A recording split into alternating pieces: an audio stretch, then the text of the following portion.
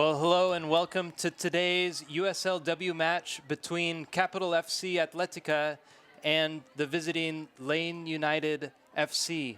My name's Colin Box. I'm joined by my father, Tom Box, today. Hello. And we're excited to bring you this incredible soccer match, an amazing opportunity for here in Salem, Oregon to see this level of soccer. So, Tom, what do you expect from tonight's match tonight? Well, I expect a really good match. Last time they played, Atletica beat Lane United 4-0, but it was a much closer game than the score related.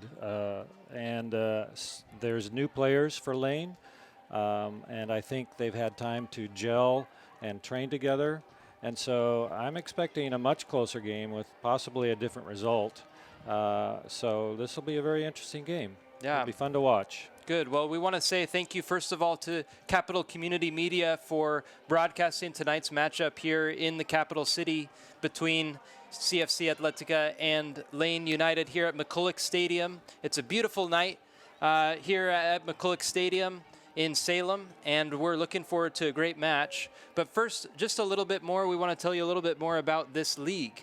The USLW League is in its second year here, and we had our inaugural season this last year, but this is the first year that we've ever had this level of soccer here in Salem and in the Northwest Division.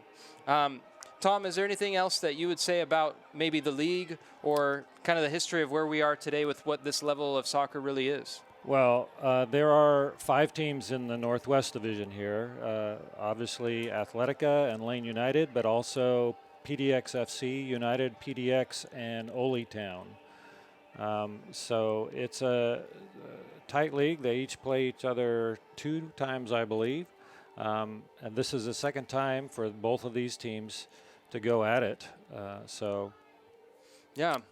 So a little bit about the league and the table here. The standings are on top of the table. We have Ole Town, who's played 4 matches. That's a little bit of a unique part about this league. Not all of the teams are playing their games in the same rhythm and cadence. So Ole Town finds himself with 10 points in first place, followed by PDX FC, who also has played 4 games but has 6 points.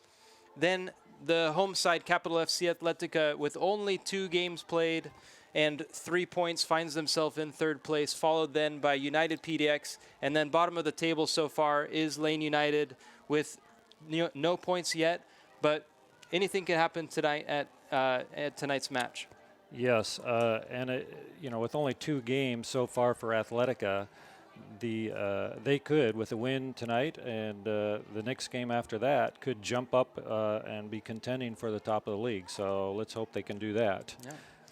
Lane United, on the other hand, has 3 losses and no wins, but they've seemed to improve each game out. The 4-0 game was against Atletica on May 14th was their first match, and so I'm expecting them to show a lot better improvement than the last time they were here. Yep. Atletica, like you mentioned, only has played 2 matches, the first one being a home victory against Lane. Second was last weekend, Atletica took on PDX FC and lost 4-2. And so coming off of a loss, looking to get back into winning ways here tonight. Yes, and Lane's last game was against United PDX, I believe. And they were very close to winning. They got ahead, and then United PDX came back in the last 10 minutes of the game. So it was a very close game and very exciting game. Good. Well, a little bit more about the league. The level of this league is great. We've got future professional soccer players here. The USLW, there's within the kind of the ecosystem of soccer in the United States, you've got the NWSL with Portland Thorns. And then really that next step down is really a lot of these players that we're going to be watching today. So exciting to see some national team players on the field, some potential future professional players that are out there, and really grateful to USL and for them pioneering women's soccer here and continuing to create those opportunities for the path to professional soccer for the women. They just announced this last month that the USL Super League is going to be coming on with 12 of these USLW teams making that jump then to a full professional side to actually have now NWSL, USL Super League, and then USLW. So really continuing to develop and push forward the level of soccer and what that looks like kind of across the country here. Yeah, and like you said, I think we can see some real high-quality soccer today. Some of these players have had a lot of experience with their national teams, so we're in for a good game. Good. Well, let's take a look at what we're going to expect for tonight. Let's take a look at the lineup first for the visiting Lane United FC. Lane in the back is going to start with their goalkeeper, Riddell. Then we've got Reisenbeck and Beecraft that are going to be in the center. Peterson's going to play our left back. Narwasawa on the right. Dustin, Hawes, and Kubli through the middle. And Freeman, Johnston, and Flores as that starting front three. So, Tom, who are the players that you're really looking at from Lane? Who stands out to you on that list for tonight's starting lineup? Well, there's several that actually stand out. First off is Freeman up top, left wing. She is still a high school player. She's just graduating this year. She was the state high school player of the year for her high school. She averaged almost 2 goals a game in high school and a little over 1 assist per game. So she's got a lot of goals in her, and we could see some excitement from her tonight. Also, Brianna Kubli is another one to look for. Freeman and Kubli are the goal scorers for Lane United so far. Kubli's had 2 goals so far, and so she's an exciting player to watch. In the center of midfield is Jessie Hawes, and she did not play against Atletica last time out. So she's just come in from her college at St. Mary's College, and so she could very well dominate the midfield. Rydell is their goalkeeper, is Australian national junior team player, so she could have a great game. She had a great game against Ole Town, where she had 18 saves and was named by Lane their player of the match. So there's some excitement there, definitely. Absolutely. So a new look midfield from the last time that Capital FC played against Lane with the newcomer Haas, and then Kubli moving back from the forward positions into the midfield now. So a little bit of a different look then from Lane going into this next game. Yeah, and it'll be interesting to see if Kubli, since she is a forward, she played forward last time, whether she's going to be that attacking midfielder and kind of roam in behind the forwards. So that'll be interesting to watch tonight. Good. So then let's take a look now for the home side. Their starting lineup for tonight's match, Capital FC Atletica. In goal is number 99, Makita Herbert, with the back line comprised of Sato, Rice, and Allen as the center backs, and Emily Olvera along the right side there. In the midfield, we have Vicky Cruz Rosales, Julie Sattler, and Reen Choi. And then as the forward players, Anushka Kordam, Alicia Alvarado, and Fatima Jimenez. So, Tom, again, what are some of the players that stand out for you for the home side? Well, obviously the front line of Kordam and Jimenez, 2 players that have goals in their arsenal. And Kordam is from Namibia. She's played with the national team. She had an outstanding career at Corbin College. For 2 years running, she was their top goal scorer at Corbin College, so she could be an exciting player. In the midfield, the last time out, Cruz Rosales and Choi just really played well in midfield. Cruz Rosales especially just seemed to dominate the midfield and was able to settle things down and make those decisive passes up to the forwards, so she's an exciting player. In defense, we see Sarah Rice, who we did not see last time out. She's new to the team since they played Lane United last time. She's an outstanding player from going to University of Arizona. Yep, that's right. And so Division I school there. So could be a great game with some real quality on both sides. Good. Well, yes, Atletica, it's exciting to see a couple of these players that are homegrown CFC players with a good core of those players actually having played together during their time growing up at CFC. Yes, several of the players went to West Salem High School together, so they know each other. Several of the players are now playing together at Corbin College, so they've had some time together, and so that could be a deciding factor against Lane United. Yeah, and when team chemistry is something that's so important, especially at the beginning of the season with all these players arriving for their summer. Most of these players are college players or university players that are kind of, this is their summer league, their off season. So to find that chemistry early is such an important thing. Definitely, definitely. Good. Well, we're wrapping things up here with the warm-up on the field. We've got, it looks like Atletica is going to be taking some time to get prepared for the match. We have an exciting match coming up for you all. Thanks once again to Capital Community Media for broadcasting for tonight. And we're going to go ahead and take a little break as we get things ready for the game. And we'll be back right beforehand to go through things right before the kickoff. And it's going to be an exciting match. So thanks for joining us.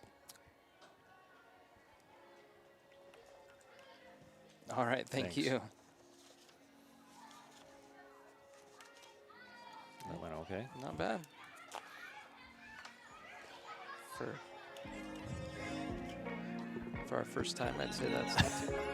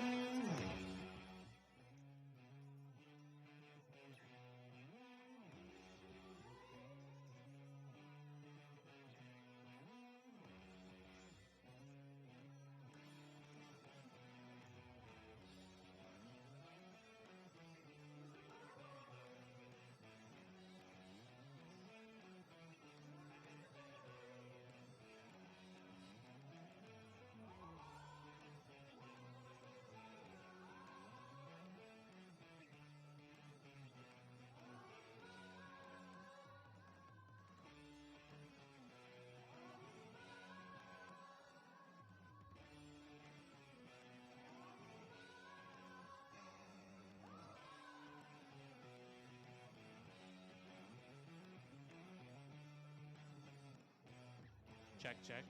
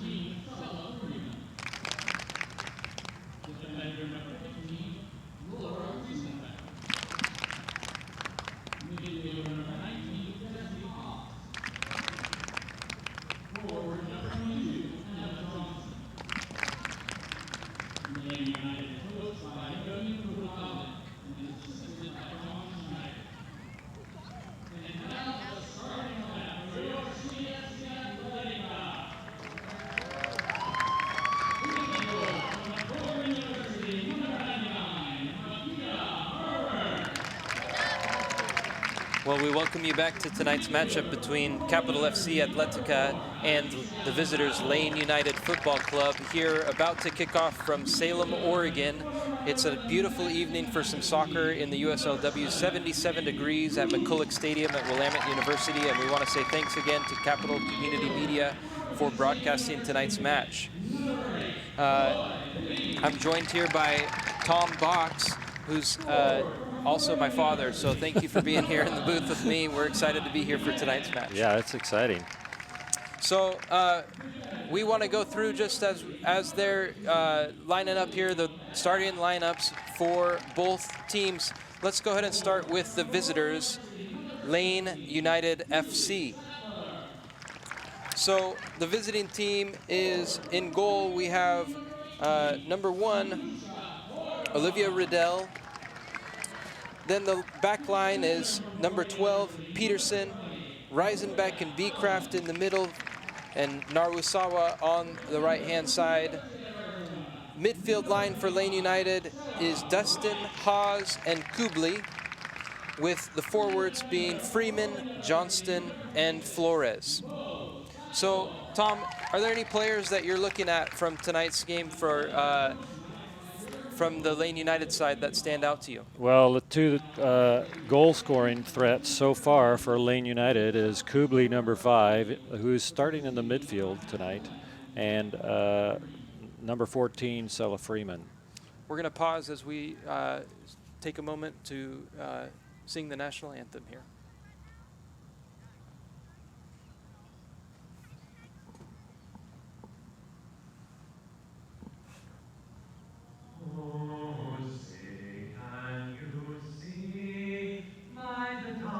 Early light, what so proudly we hailed at the twilight's last gleaming, whose broad stripes and bright stars through the perilous fight o'er the ramparts we watched were so gallantly streaming, and the rocket's red glare, the bombs bursting in air, gave proof through the night that our flag was still there.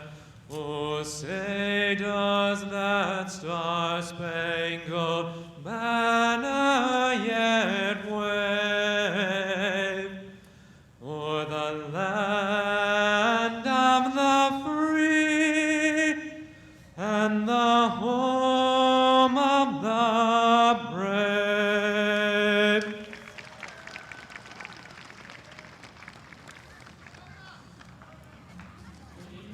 Well, that's a great rendition of the national anthem tonight, so we're excited to get going. We want to continue to go through the lineup for the visitors, Lane United. So again, Tom, what are some of the other players that you're looking at for tonight's match? I'm looking at number 19 in the center of midfield. Number 19, Jessie Hawes. She didn't play last time against Atletica. She has just arrived to the team recently, and she could be a very dominant force in the middle of the field. The other person is their goalkeeper, who Olivia Riddell, number 1. She had 18 saves when they played Ole Town a couple weeks ago, and so she could have a very good game here. Good. Well, as the captains there at midfield are exchanging pleasantries and deciding which side they're going to be on, let's take a look now at the starting lineup for the home side, Atletica. In goal, Makita Herbert. Along the back line, we have 26, Satao, Rice, Allen, and Olvera. In the midfield, we have Vicky Cruz Rosales, Julie Sattler, who's the captain there with Cruz Rosales, and Reen Choi. And then our front three are Cordum, Alvarado, and Jimenez. Tom, who are the players from Atletica that you're looking at for tonight? Well, the front line, Cordum and Jimenez, number 18 and number 11. We hopefully will see a lot of goals out of them tonight. And Also, I'm looking at the midfield with Cruz and Rosales teaming up with Choi to dominate the middle of the field, win the ball back when they lose possession, and send those balls up to the forwards and create some chances. Well, it should be an exciting match for tonight. As we said before, these two teams faced off here at McCulloch Stadium just a couple of weeks ago, with Atletica winning all 3 points in decisive fashion with a goal line, a score line of 4-0. But looking like it's going to be quite a different match for tonight, just with some different people that are going to be around, and some newcomers to that side. And the other thing, last time, it was a very warm day. They were playing in the middle of the afternoon. I think it was almost 90 degrees that day. Tonight, very pleasant, mid-70s, so that could be a factor as well. Our referees for tonight's match, we have in the center Mike Holnholtz. Linesmen are Lucas Brooks, Eric Harrison, and the fourth official is Colby Curtis, as the teams now take the field, get into position. We've got Atletica in the white, all white, playing from your right to the left, and Lane United in their light blue and green kits, moving from your left to the right. Again, a beautiful evening, great night for some soccer here in Salem, Oregon. I always think about the sun in these late evening games and whether the goalkeepers are going to have to deal with the sun. It looks like it's not going to be too much of a factor unless we get some crosses in from this near side. Right before we start this game, we are going to observe a moment of silence here on the field. The United Soccer League, all 31 championship clubs and its players stand together in support of diversity, inclusivity, equality, and compassion. Please join us in this moment of silence as we are all united against racism.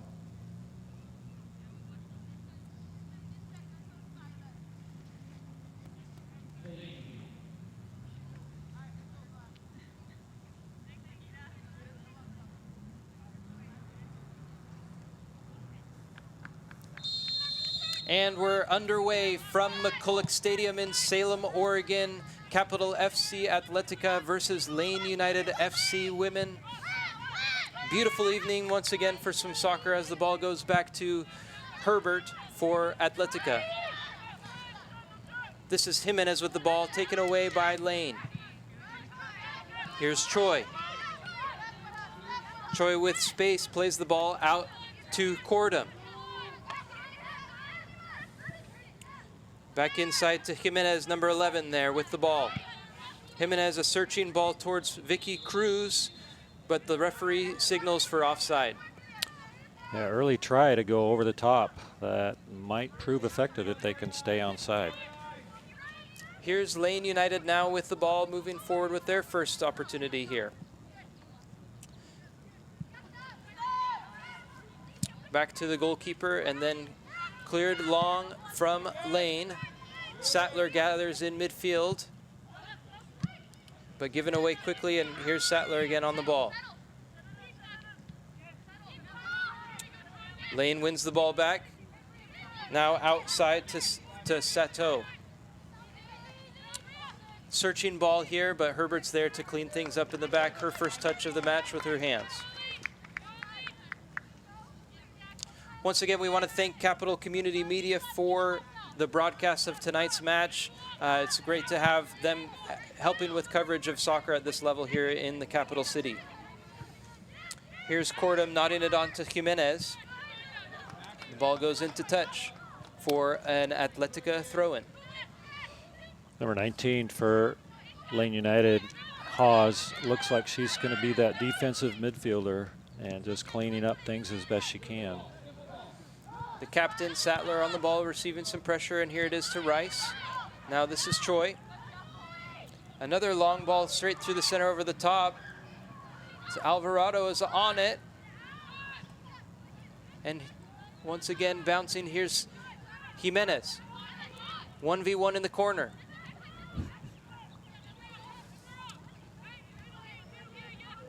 Nowhere to go for Jimenez, playing it back to Recycle. Good little touch there, and now service into the box, but cut out by Lane.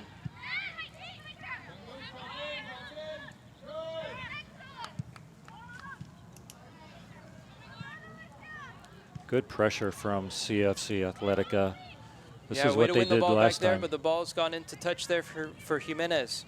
This is what they did last time. They put a lot of pressure. As soon as they lost the ball last time, they won it back very quickly against Lane.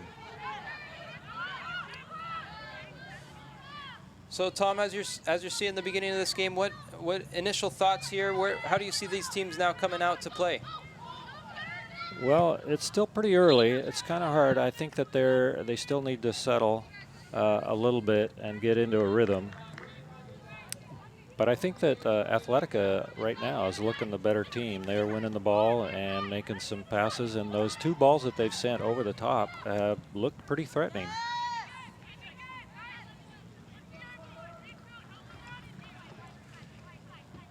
Another attack coming down this left-hand side for Atletica. This is Sato with the ball into Corda. Service into the box, but no one there, and Lane's goalkeeper Riddle gathers, serves out the other side, looking to start a counterattack here for Lane.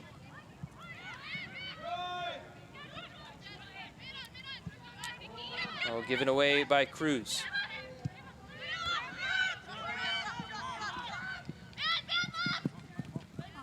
Rice shepherds the ball out of play for a Lane United throw-in.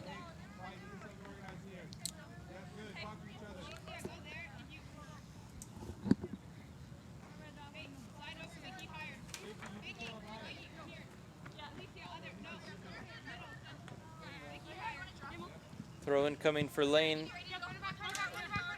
Little back heel, nice back heel there. And out into touch for one more throw-in from Lane. Narusawa pushing up for Lane here, throwing the ball in. Back to Narusawa.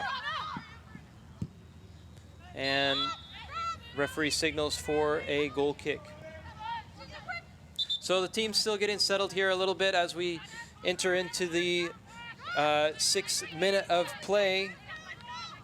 Are they called an offside? Oh, looks like it was an offside, not out of bounds here. Yeah. So Sattler with nowhere to go plays back to Rice. It's a great little touch. That was cheeky. From Sato into Cruz. Sattler looks long for Cordum, who gathers the ball here along the left-hand side. Looks to get past, but the touch is a little bit too far. Boy, those long balls for Atletica seem to be just almost working tonight. If they can just connect and get that, they'll get a goal. A couple attacks now down this left-hand side for Atletica, and it looks like maybe that's going to be one of their strategies here.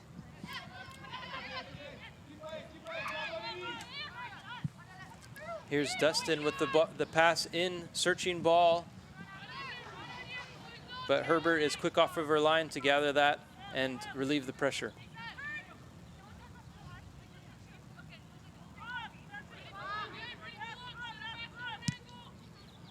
Herbert opting to go long.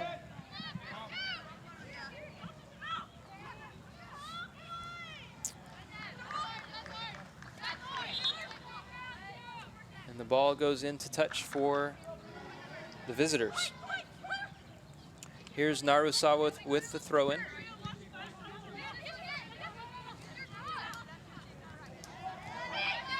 Good little give and go here from Lane, but snuffed out by Atletica. Cruz with the ball. Here's Rice to Choi.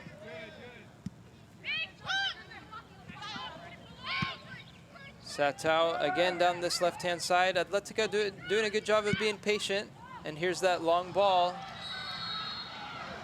That was an awfully close one there. I'd like to see a replay on that one. Very close there for that offside, but that's 3 balls over the top right there from CFC. It looks like that might be a piece of what they're looking to do tonight. I wonder if scouting reports, the coaches saw something, or that's just what they like to do anyways.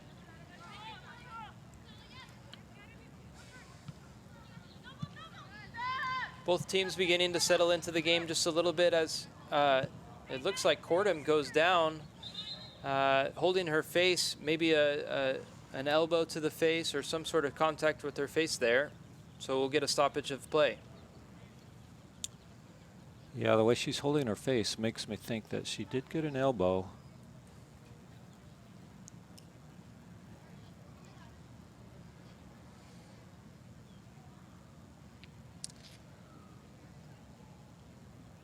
Everybody just taking a pause here to gather themselves, and looks like the Lane United back four are talking a little bit about what they need to do to adjust to that long ball over the top. But Cordham back up on our feet, and it looks like we're going to be ready to go here.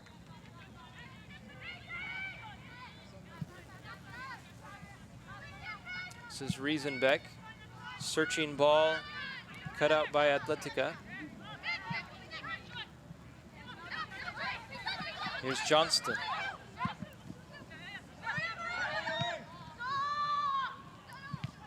Sattler cleaning things up, moves the ball up to Cordham, who holds the ball up but loses it. Now coming back to Lane. Referee calls a foul there on Choi. Both teams struggling to string more than about 2 or 3 passes together right now. Yeah, a little nervy start to the match here. Not many passes being connected, but as we enter into this 10th minute, Atletica looking just to be a little bit on the front foot here.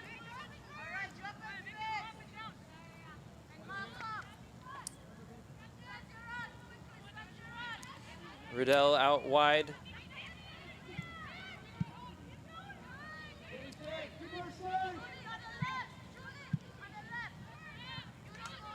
Well cut out by Allen there, but Lane winning the ball back quickly.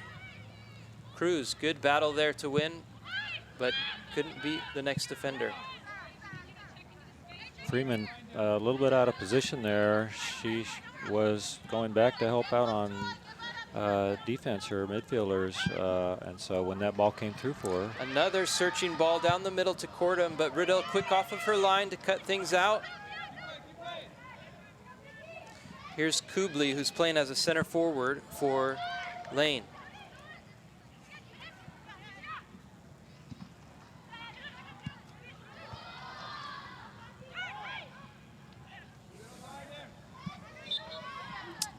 Foul given for the visitors. Another good ball there for Atletica, looking to play Cordham in, moving forward. Cordham taking up that center forward position there. The USL is committed to supporting the Jimenez is now over on LGBTQ+ this left-hand side community. too. Through the Forever Proud project, the USL will strive to create They've a got safe actually and welcoming Alvarado environment is playing for all number fans, 4 for players, Atletica. Alvarado has kind of come employees, back and into a partners. little bit deeper Learn midfield more position, at so it's almost as if Atletica has 2 up top instead of 3. Playing a little bit more direct. Yeah, they do look more like a 4-4-2 now. Yeah, it looks almost like a diamond shape from them. As we see another ball going forward towards Cordham. Players looking for a handball, but none given. Here's Lane now in possession. Wide ball out to Johnston. She can't gather it, and out into touch for an Atletica throw.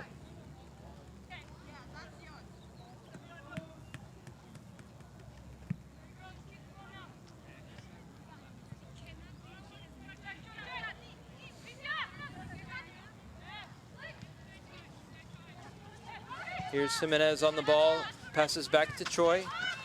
Once more back to Rice. Looking to go forward now. Rice rises into the midfield. Here's Jimenez.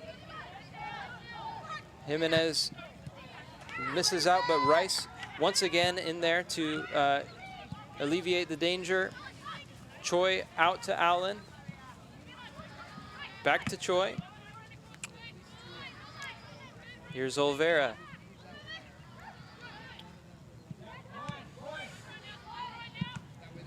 Good ball wide to Sato. Atletica definitely having the majority of the possession so far as we enter into the 13th minute here. Grab some tacos from Los Banditos. For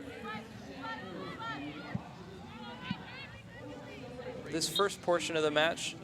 Foul given after a challenge from Sattler on Kubli.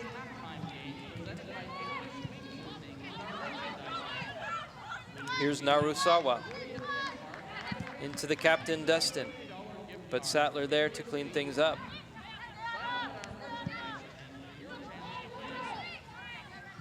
Dustin finds Peterson wide.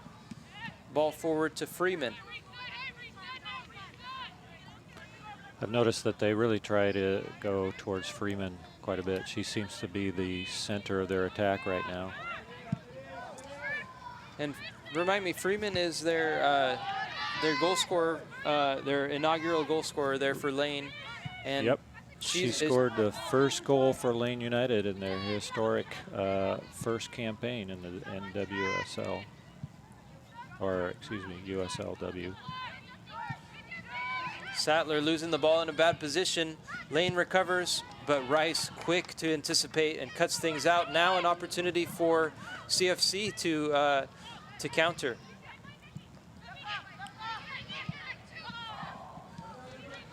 Cruz and Choi not on the same page there, and once again, Lane now looking to go forward.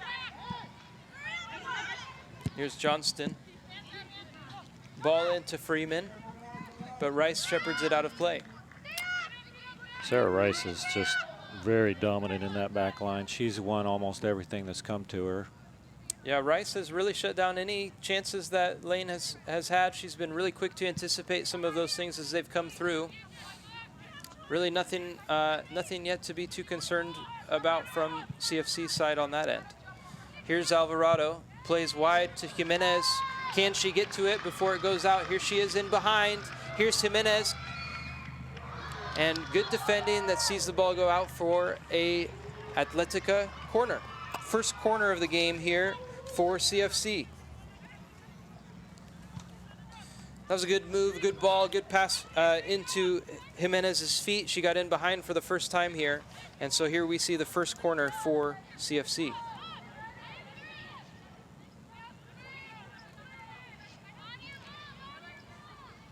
Jimenez here to take. Service goes in, Lane quick to clear. Long shot. Tell you, that was not far off.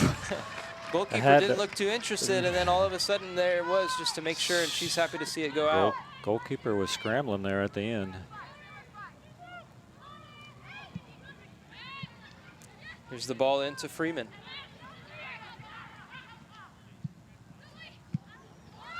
Good little 1-2.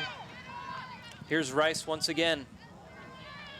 Good tackle by Rice, and that will result in a CFC throw. Once again, Rice in to clear, to take care of the danger there.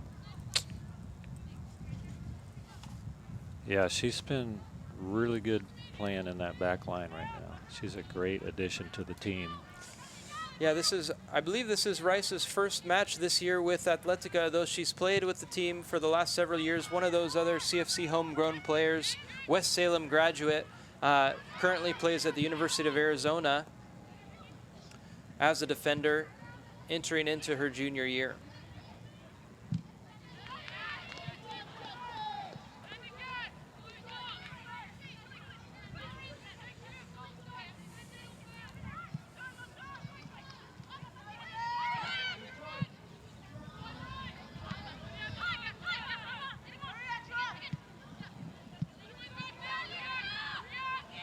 Here's Alvarado to Cruz, searching for Choi, but no luck this time.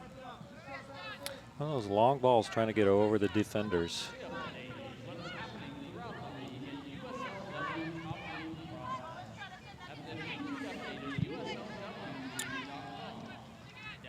Well closed down by Choi there.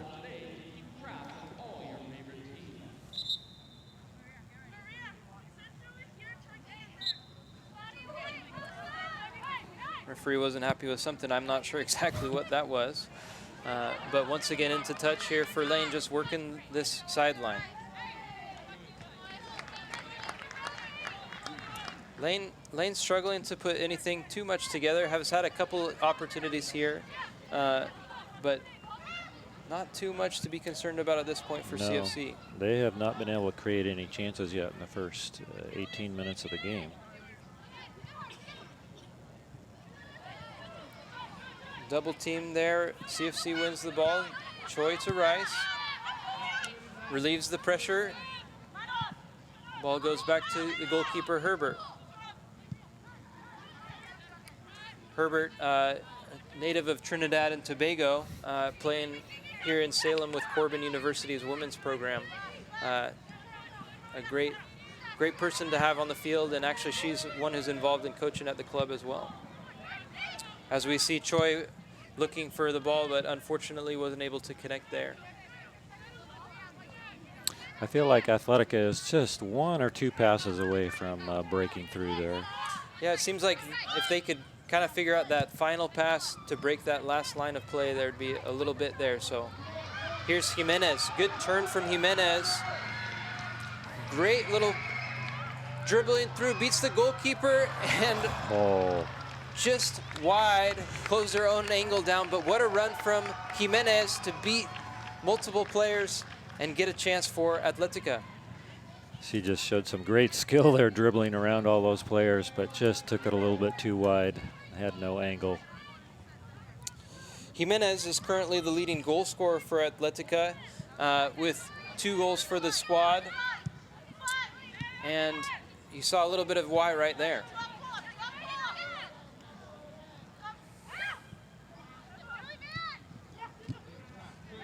Little layoff from Kubli into Narusawa, but cut out once again by CFC.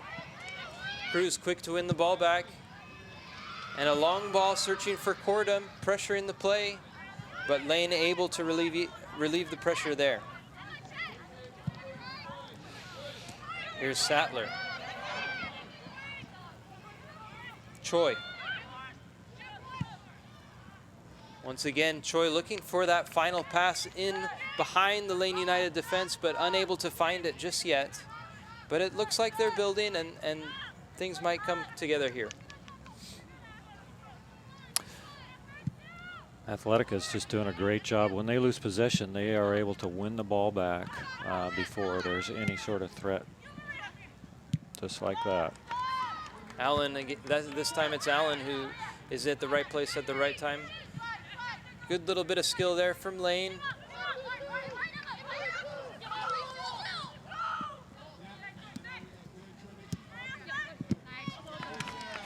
Once again, Rice there to anticipate and clean up the danger. Lane players were asking for Narusawa to get up there on that wing. They had an opportunity there. Looks like we're going to see our first substitution of the game here in the 21st minute. Into the game for Lane is number 7.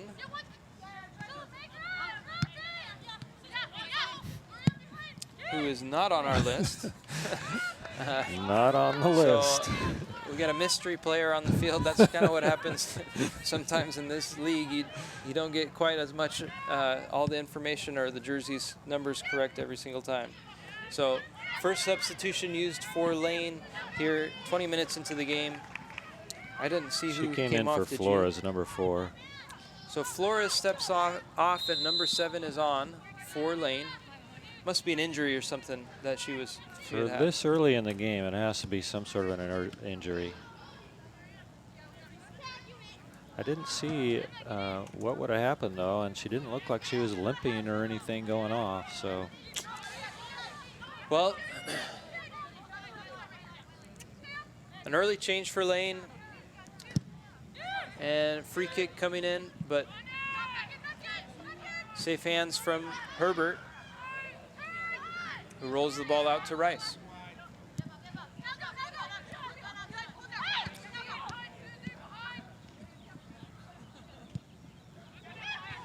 Dustin, the captain for Lane, in there to clean things up.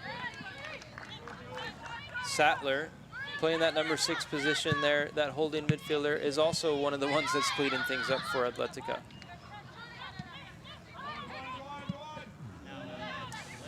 You can see that CFC is really looking to press and win that ball back quickly there. And here's Olvera now with the ball once again. An opportunity here. Here, ball goes into Cordham, but Lane able to clear that ball out. Once again, a good searching pass there to get in behind. And we see the second corner of the game for CFC. Atletica is just, their forwards are always trying to make those runs up there, and the players and midfielders are trying to see those. So far they haven't connected, but that one almost did. This time it's Cruz who's going to take the corner for CFC. Ball comes in. Cordham gets her head to it. And here's Cordham once again.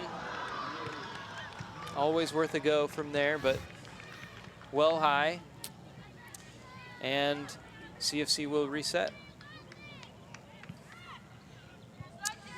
Stay up to date with what is happening throughout the league and USLW League top prospects at the newly updated USLWleague.com. Download the USL League mobile app today to keep track of your favorite teams. Alvarado with some pressure there. One back by Choi, and here is Cruz, takes a shot right at the goalkeeper Riddle. I think that was our first shot on goal.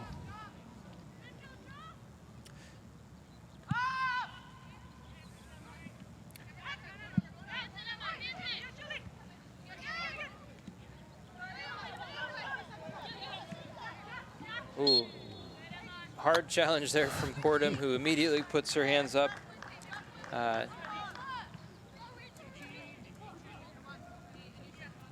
Gets a little warning from the referee there.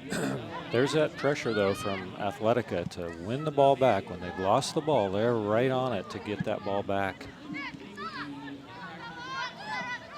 If I was a coach, I wouldn't be too concerned with a little over-aggression at that point there. So once again, a hard challenge coming in from CFC, but no foul there. Throw in coming for Lane.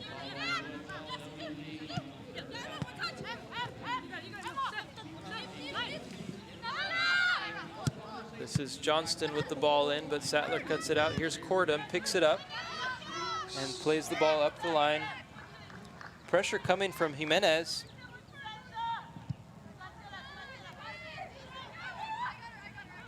And once again, lots of pressure, high press coming from CFC.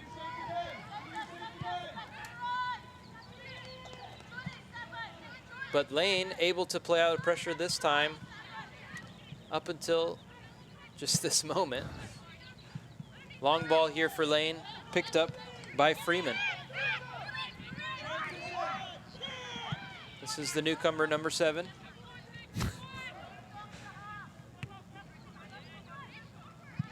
Lane with probably their longest spell of possession so far in this match, connecting a few passes, goes all the way back to their goalkeeper and now into Reisenbeck. Yeah, they did a good job of cycling it from one side of the field to the other. Here we are back to the other side again.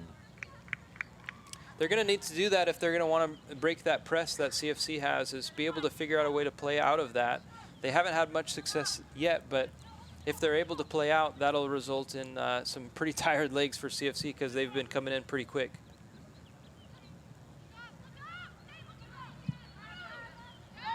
Long ball back into Riddle once again. And switch of play goes out of touch.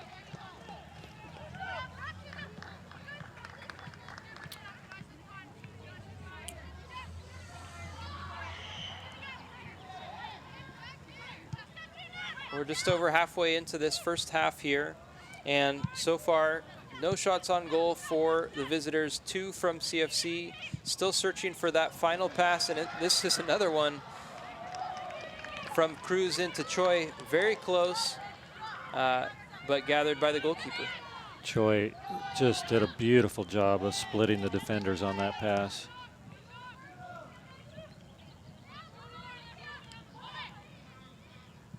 Long throw in to Alvarado, who picks it up in the corner. Good touch to keep possession of the ball there, but given away. Johnston plays long into Freeman, who's isolated versus Rice. Freeman, smart move to just play back and keep possession going.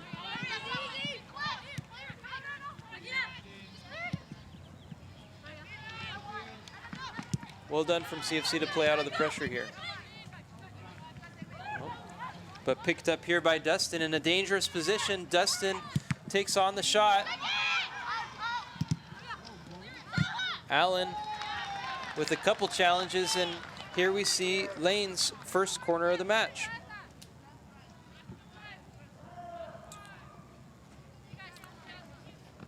This is by far the best spell of possession that Lane's had in the game so far. Yeah, I'd agree. They had that one long spell of possession, and then to win the ball back quickly there and go on the attack. Here we see the ball coming in from Kubli. Well dealt with by Sattler to win that first header. Here's Dustin once again out wide, but can't connect her pass.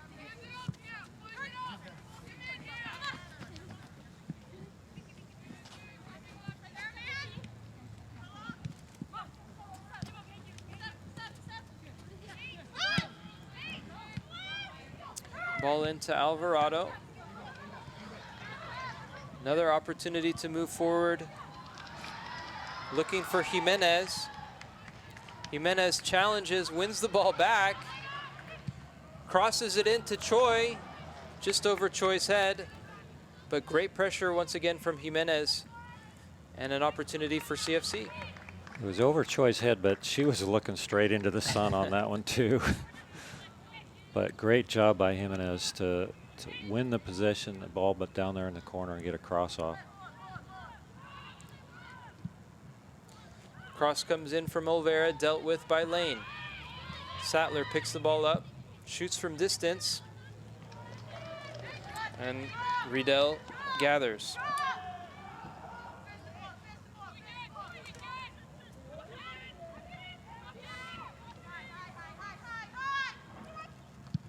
Riedel opting to go long, this time into Freeman, but Allen with a good challenge from CFC to win the ball.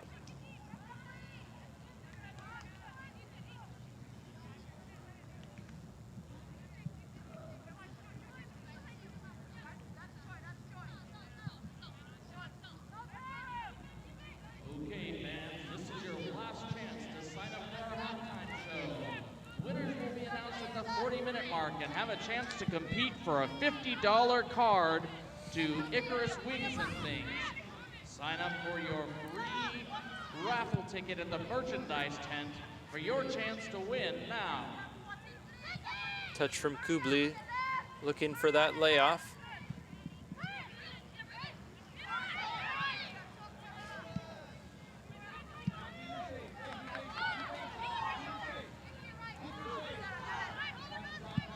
Another long spell of possession here from Lane.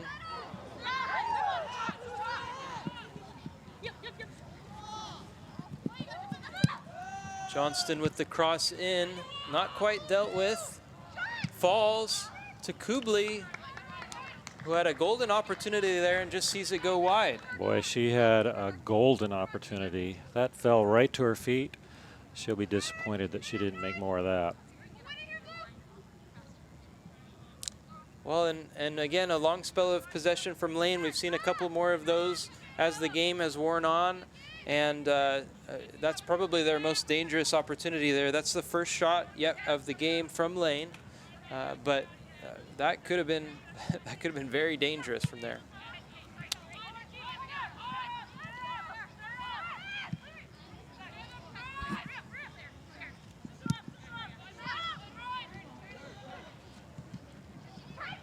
Some high press now from Lane. Lane with the opportunity now to move forward. But here's Choi. Choi forward to Alvarado. Back to Choi, but cut out by Lane. Sattler wins the ball back quickly, and once again Alvarado's on the ball. Into Choi.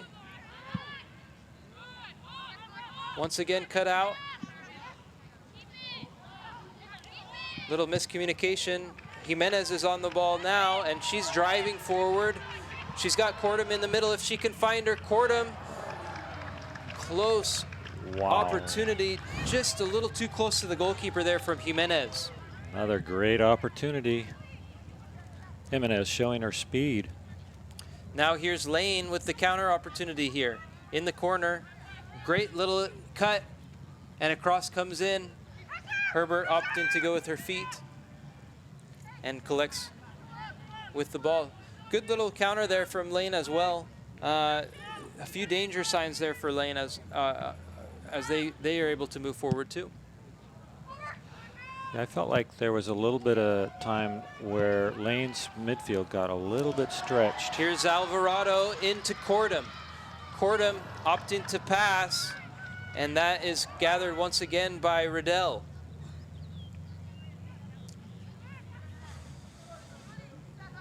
It's another chance that goes begging for CFC. You just got to wonder at one point, are they going to regret some of these chances not being able to be finished off as we get further and further into this match?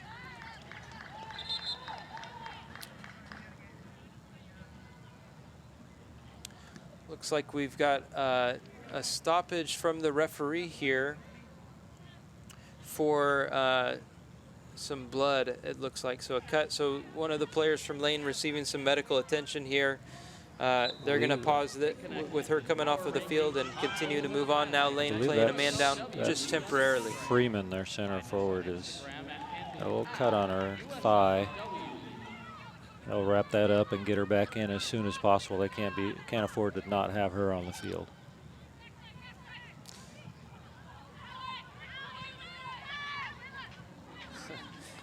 Referee getting in the way of Cruz as she tries to pressure, but as it doesn't stop her from forcing the ball out of play.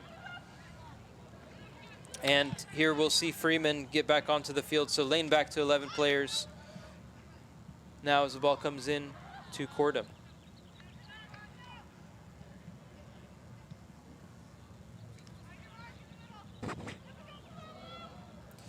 Become a fan of the USL and USLW League on Facebook. Visit facebook.com/USLW League for exclusive news and interactive content featuring clubs just like yours. Here's Sattler with the ball now. Good little cut. Alvarado, great turn. Choi on the back line. Ball comes in. Riddell quick to gather, but it looks like the flag was flag up. was She would have already been up. offside. Atletica is just pushing the limits of that back line of Lane. Yeah, maybe a couple extra touches from Alvarado there that messed up the timing on that opportunity there.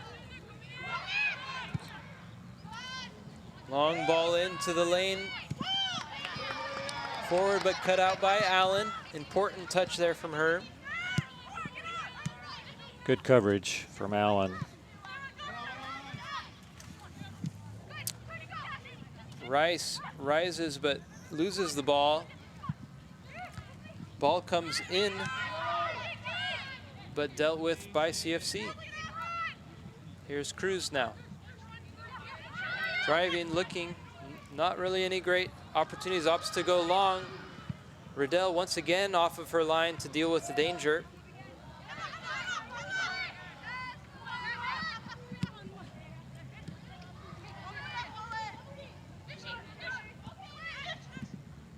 Cordum with a little bit of skill there to get out of pressure. Good play from her. Good movement from CFC. Olvera into Choi. And once again, just that last little pass, so close. They are so close, so close. But Rydell's been doing a really good job of being off her line. If she'd have been back on a couple of those, I think it would have been a different story. So CFC really looking to play in that space in between the goalkeeper and Lane's back line. So far, Riddell, like you had mentioned, she's been really good at closing that gap. Foul given by the referee for CFC.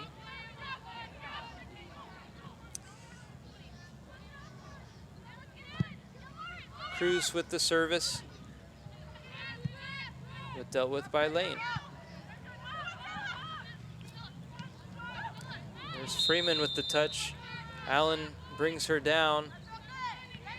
And a free kick for Lane in the middle of the park.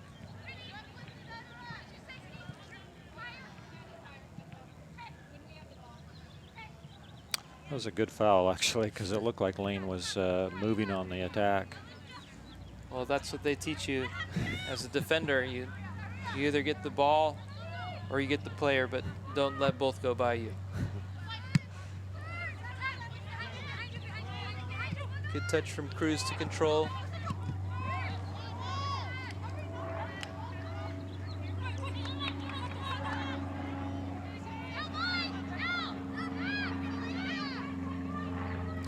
Well, kind of as we talked about in the pregame, it's a little bit as expected.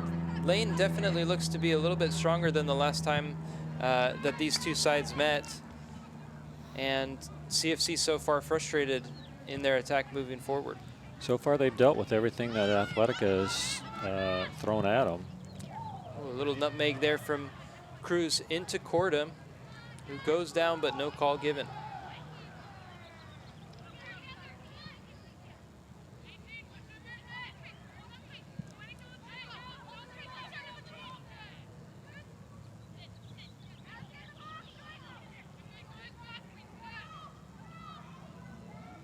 Ball in the corner there, goes into touch for a Lane United goal kick.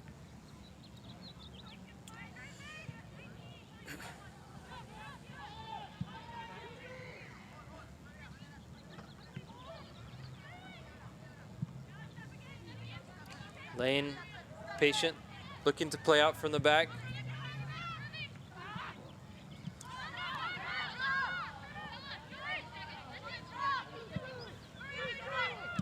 And now here comes Lane.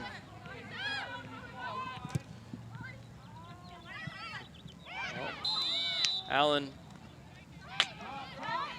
with the handball here, and a free kick given about 30 yards out in the center of the field here. An opportunity here from Lane as we approach 5 minutes left in this first half. Well, this is a definite scoring opportunity for them that they've not seen much of so far.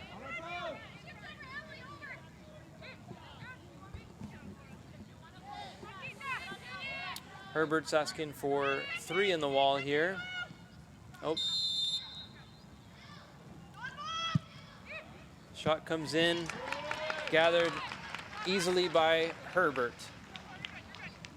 Shot on goal, though.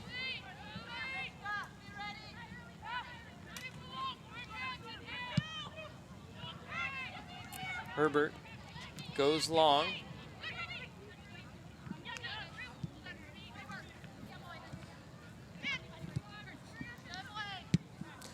So as this half kind of starts to wind down, get a little bit closer to the end, Tom, what do you think is going through the minds of these coaches as they get into prepare for their halftime talks? Well, I think for Atletica, it's just going to be more of the same. Keep the pressure on. I feel like they're starting to tire a little bit right now at the end of this first half, and we don't see quite as much pressure from Atletica as we did at the beginning of the half. But I think it'll be more of the same. Try to connect those through balls like we just saw just there. For Lane, I think they've got to string some passes together. They just haven't had enough passes together to be quite as effective. They've been trying to go to Freeman up top, but Sarah Rice has just shut her down all day. Speaking of this matchup, here we see the two of them again. Rice pokes the ball out of play. Yeah, I think I would agree. I think that you can see Atletica's tiring a little bit at the end of this half because they have applied so much pressure. Came out with a lot of pressure, and it's just that final pass that needs to be a little bit sharper. As the ball comes in, gathered by Lane on the back side. Olvera, good 1v1 defending to shut it down, but given back to Lane in a dangerous position. Here's Dustin, out wide to Narasawa. Narasawa with the service in. Not quite dealt with by Atletica. Lane inside the box. But it's Anushka Kordam who's back to defend. Everybody getting in the action for CFC on the defensive side. And ball goes out of play for Lane.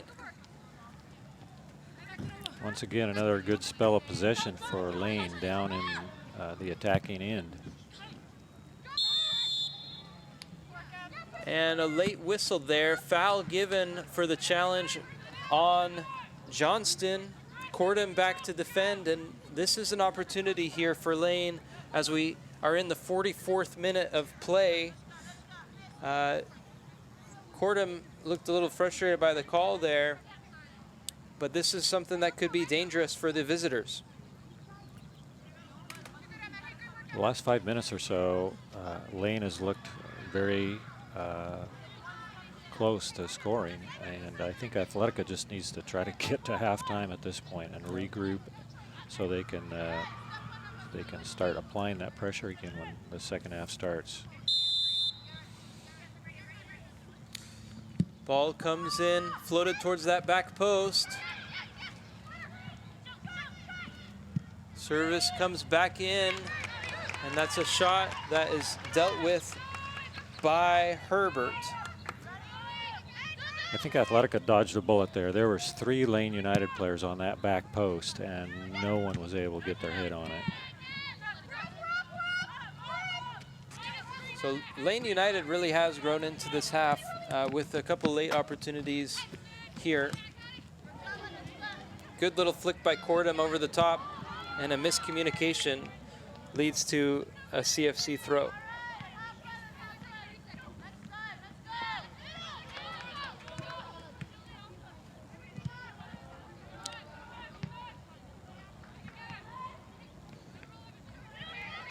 Last minute of regular time for this half. Service comes in, searching for Choi, but again, it's Riddell, quick off of her line to deal with the ball over the top.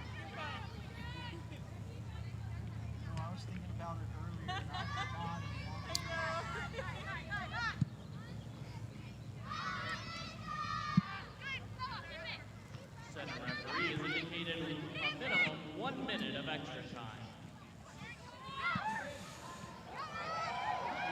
Jimenez now finds herself in a great position, goes for the shot right at Riddell.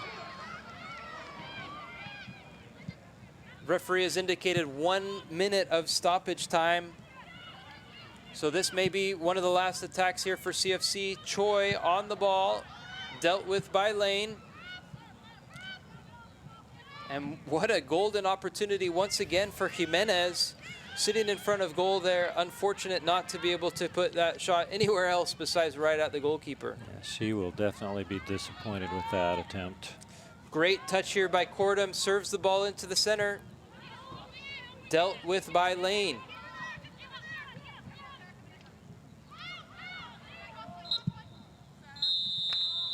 And that is the end of the first half here from McCulloch Stadium. Score is 0 for CFC, 0 for Lane United after a stalemate here at the first half. Tom, what are your thoughts on kind of the recap of the first half? Anything that you want to say? Well, I think that Atletica was probably the better team for the majority of the half. I think Lane came on towards the end and got some shots. They had a really golden opportunity where they sent that cross in, and there was 3 of their players on that back post, and nobody could get their head to the ball. So that's a highlight for Lane. They'll take that as a positive when they go into the locker room and try to build on that in the second half.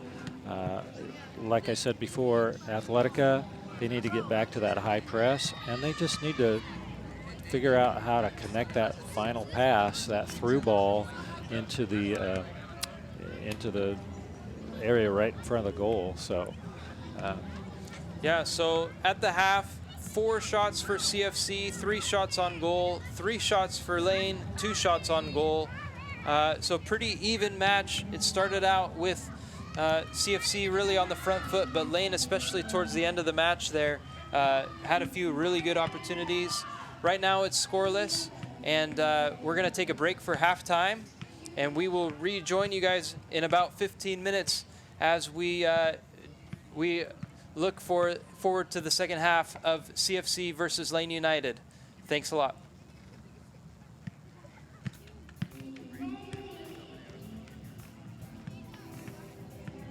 Good evening and welcome to the Icarus Halftime Show. We've got two.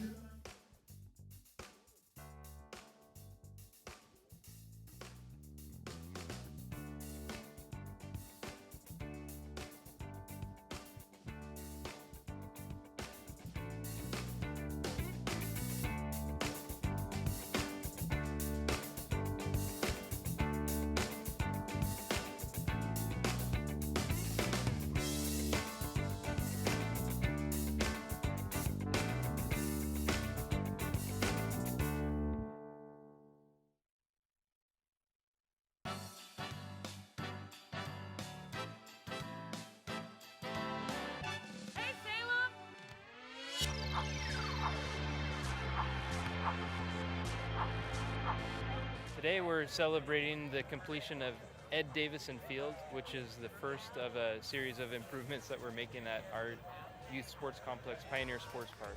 So we're really excited to see the turf come out and everybody who's out here today.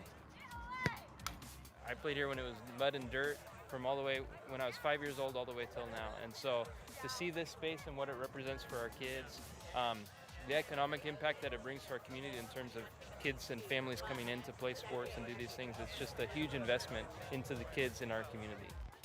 If you want more information, you can visit cfcsalem.com.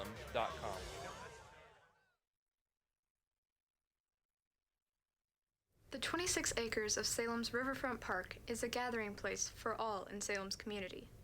Built along the banks of the Willamette River, the Riverfront Carousel stands welcome to all, young and old. The carousel was a project inspired by Hazel Patton. In 1996, Hazel went on a trip to visit family in Missoula, Montana.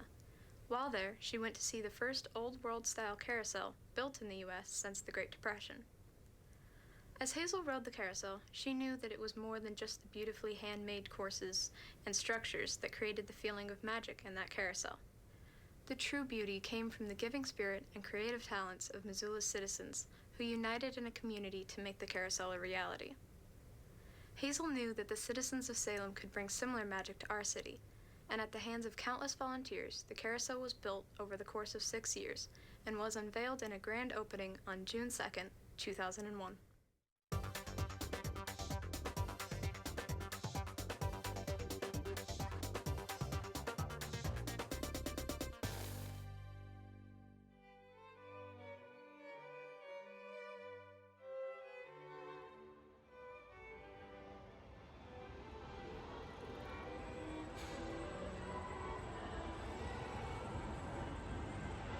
The mission of our carousel is to do our best to enhance the quality of life here in Salem for families. My favorite part working at the carousel is the children, because I love watching them come in. I love watching the first-time riders. I love how excited they are when they ride for the first time or if it's their 100th time riding.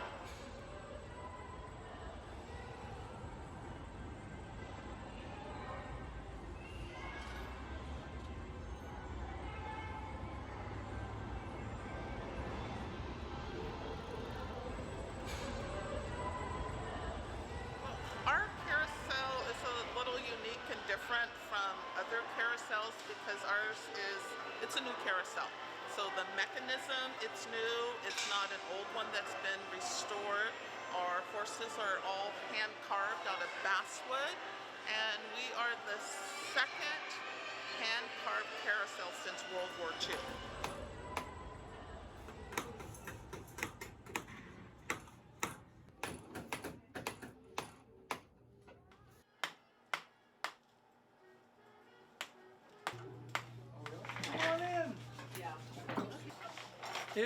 If you come back here, you can look at the shark. That's a cool shark. They love going out and watch them, hop up on one of the benches and just scream with excitement because they want to ride the carousel. It's just that simple, pure joy of just riding the carousel. Wow. Hi. They're carving the carousel.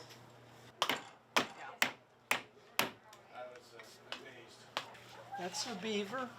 That's gonna be beautiful. You can tell he's a beaver because here's his tail. Oh. And Jack's working on his head.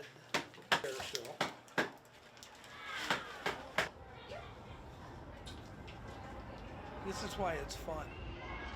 We try to enhance the engagement of our community with the carousel. So if it's during our holiday events when we have Santa, come by train, all of our events that we have, our carousel events during Halloween, we have special programs for those with disabilities that they can come in and ride under our care program where they don't have to pay to ride or their caregiver to ride. And we do our best to engage with our community and our community engages with us.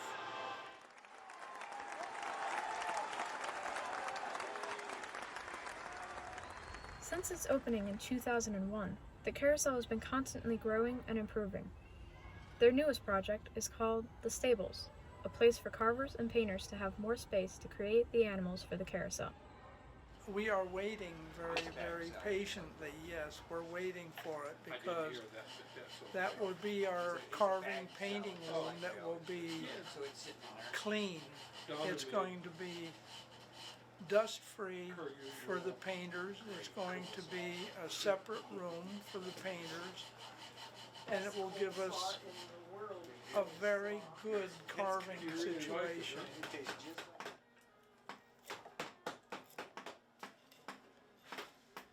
Salem's Riverfront Park used to house industrial land, but now serves as a recreational area to give life, beauty, and a community to our city of Salem, Oregon. Everything from the Children's Museum, open green fields, play equipment, and of course, the Riverfront Carousel.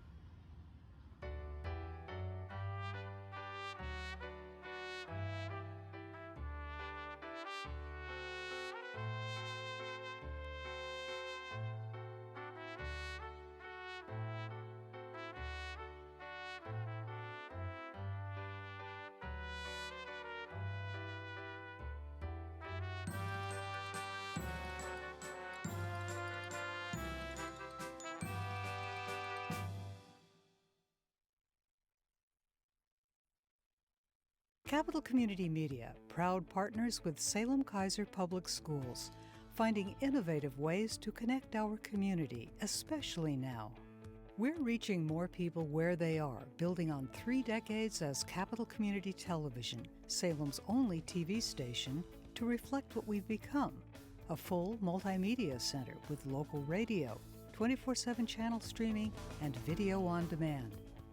June is graduations month, time to gather and celebrate. Last year we covered Salem Keizer Public Schools high school graduation ceremonies, and we're back again this year, once again live, so that family and friends can celebrate with the graduates. Join us live for the following graduations. June 5th, Community Transition Program. June 8th, Sprague High School. June 8th, West Salem High School. June 9th, South Salem High School. June 9th, McNary High School. June 9th, McKay High School. June 9th, North Salem High School. June 10th, Early College High School, delayed. June 10th, Roberts Teen Parent Program, delayed.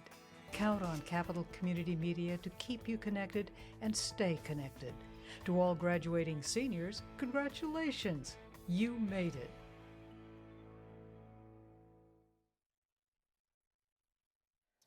Well, welcome back to Salem, Oregon for tonight's matchup between Capital FC Atletica and Lane United FC in the USLW Northwest Conference. It's a beautiful night here at CFC at McCulloch Stadium. 0-0 at the halftime. I'm here again with Tom Box.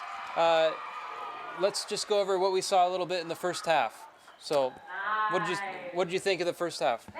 Well, I thought I thought Atletica really played better than Lane in that first half for most of it. Towards the end, Lane came back and had some opportunities, but Atletica started off the night by sending some of those balls over the top of their back line and came pretty close a few times. And it seemed like that was their strategy, to send the through ball and the ball over the top to gain an advantage. Unfortunately for Lane, Rydell, their goalkeeper, was able to pretty much snuff everything out. So that's Atletica. Now Lane, like I said, started to come on in the second, towards the end of the half, probably the last 10 minutes or so.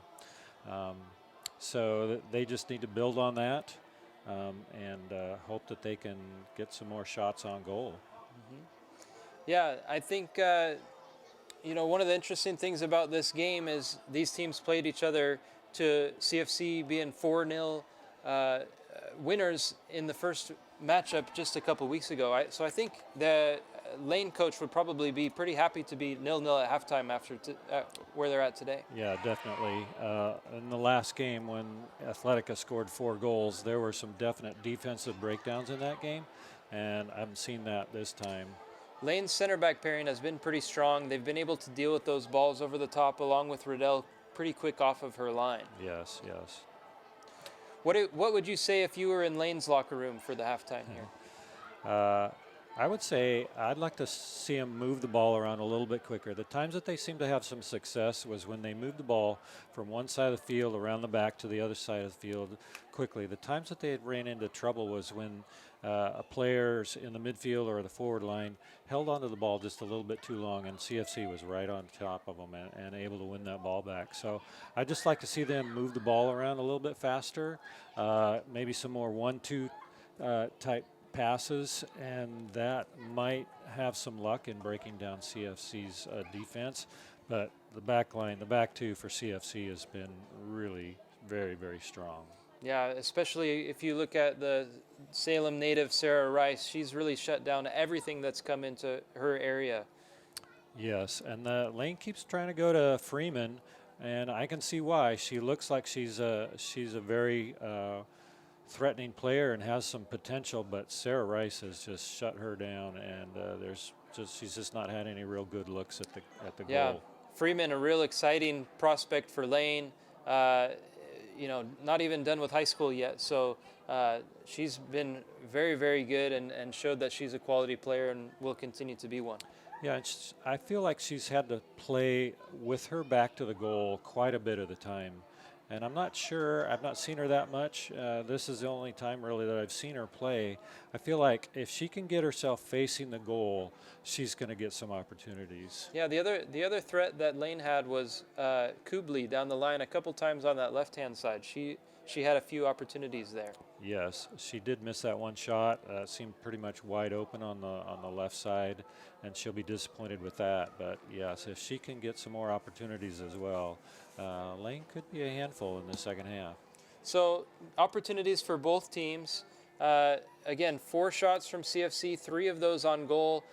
The last chance of the half there for Jimenez, though, probably was their best opportunity. Yeah, definitely. Unfortunately, straight at the goalkeeper. And the goalkeeper did well. I mean, I've seen balls like that go right through the goalkeeper's legs when they're expecting to have to go to the side. But definitely her best opportunity. And she's looked dangerous with her dribbling past defenders. So I'd like to see more of that.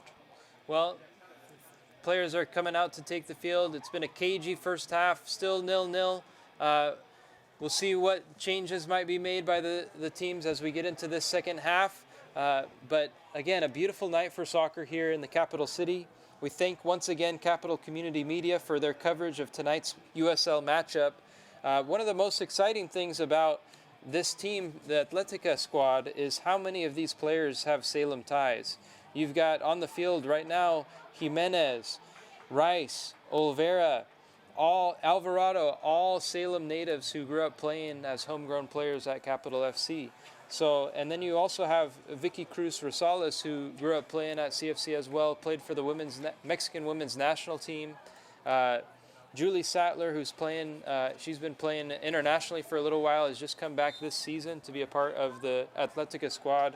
But some real high-quality players taking the pitch here tonight for both teams, and it's just a great privilege to have this level of soccer for our community. Yes, another one to note is Emily Olvera, homegrown, grew up at CFC.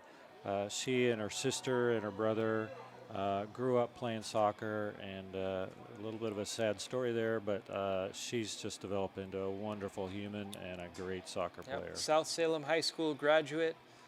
So all Salem schools represented here this evening as the teams start to take the field once again for this second half. Again, it's going to be Lane United in the light blue and green with CFC Atletica in the white kits. 0-0. Beautiful night once again. Cool night here, 70 degrees. And here we are underway for the second half of action in the USLW League Northwest Division, Lane United versus the home squad CFC. Lane United off to a quick start down the left-hand side. Ball goes out of play for a goal kick. Right away, they went right down the left side to Kubley.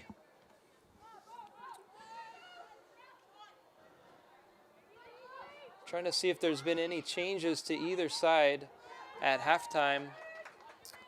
I don't see any big changes right now. So maybe both coaches then satisfied with what they've seen and asking for just more of the same so far, as Sattler dispossessed in a dangerous position. Quick shot from Freeman, like you said, facing up on goal. She's eager to get something on target. Yeah, a little disappointing that she didn't get that on target there, but definitely an opportunity for Lane. So their first shot in the second half. Lane once again quick to attack here as Rice, under some pressure, just gets the ball out of the danger area and into touch. Lane off to a quick start here. Lane picking right up where they left off in the first half.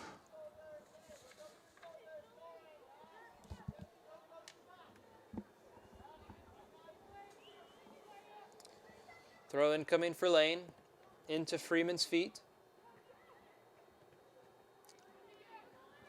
Well defended by Sato.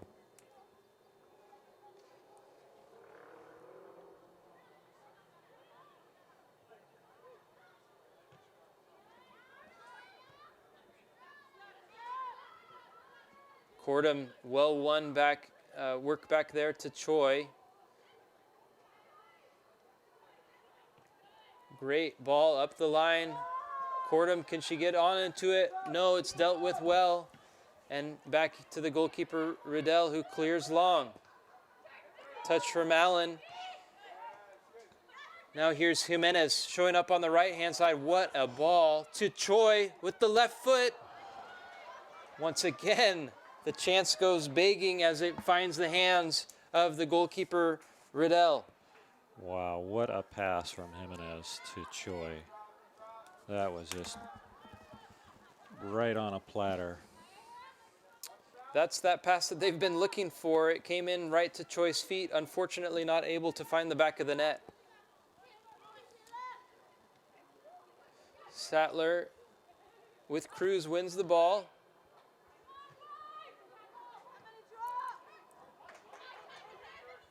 Here's Cruz. Keeps the ball in play.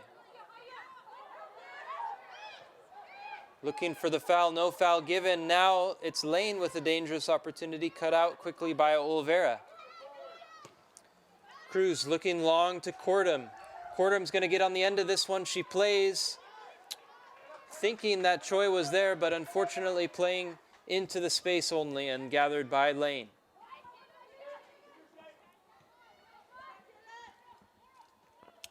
Riddell, the Australian goalkeeper for Lane. How impressed have you been with her and her ability off of the line there? She has read the game very well. You can tell that she has a lot of experience in goal because she's able to cut out almost everything that's come at her. It's hard to notice some of those things. You notice when every goalkeeper makes a mistake, but you don't always notice those great things that they do. And she's done a tremendous job closing that gap and cleaning everything up for the visiting side this evening. Yeah, she is way off her line, which you might expect at this point because Lane's down in the attacking end, but that really has helped her. Dangerous ball into the box, not dealt with by CFC, but now Olvera is able to get it out. One back by Dutton from Lane. Here's Freeman. Once again dealt with by Rice, who's been just a rock for CFC in that center back position tonight.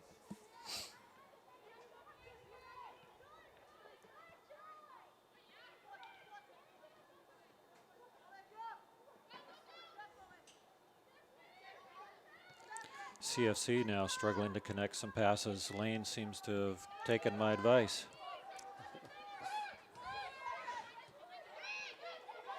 Yes, Lane finding a few more moments on the ball here. Here's Peterson driving down the left-hand side with options. Plays the ball to Kubli. Kubli versus Olvera. Kubli's able to get it in. And luckily for CFC, straight into the hands of Herbert.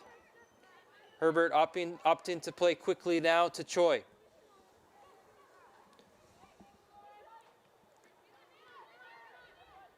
Sattler to Alvarado. Cut out by Lane. Here's Peterson. Lane once again looking dangerous down this left-hand side. Can she keep it in? No.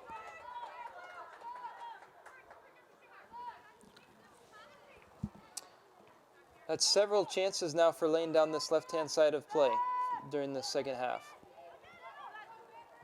Yeah, Ball. they have definitely come out a little more motivated than Atletica right now.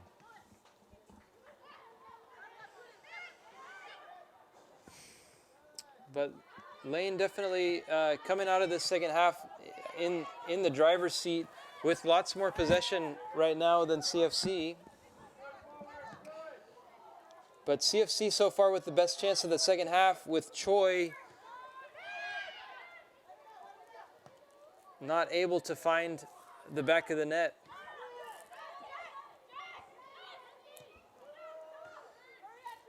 Good sustained possession from Lane, able to break the press of CFC. Ball goes down to Kubli. Kubli in the corner looking for her runners in the center. She passes it through and well cut out again by Rice. Peterson collects once again and ball comes back in for Lane. Now maybe a chance of developing for a counter for CFC. Here's Jimenez showing her 1v1 skill once again. Finds the feet of Cruz, but it's cut out by Lane. Jimenez picks the ball up once again.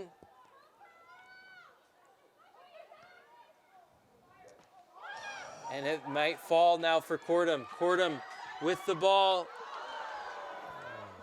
And her chance goes wide. Boy, does she wish she had another opportunity at that one. Boy, oh boy. Choi and Cordum were just so surprised that that ball bounced through the defender, and then all of a sudden it was there. Unfortunately, they couldn't capitalize. You know, sometimes in those positions, you just don't expect that it's even going to get to you, so you're so shocked that it's hard to maintain your composure in front of goal when that ball bobbles into you there.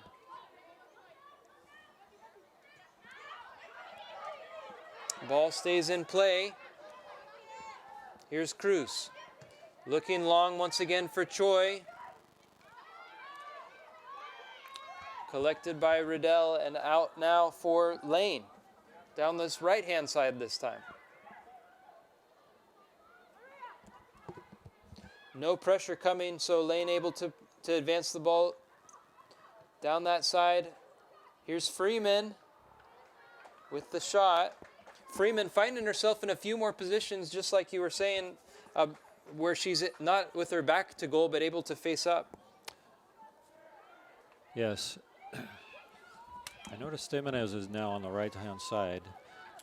Most of the first half, she had switched over and was on the left side. I'm wondering if they need to do that and kind of switch things up and get back to what they were doing in the first half that was successful.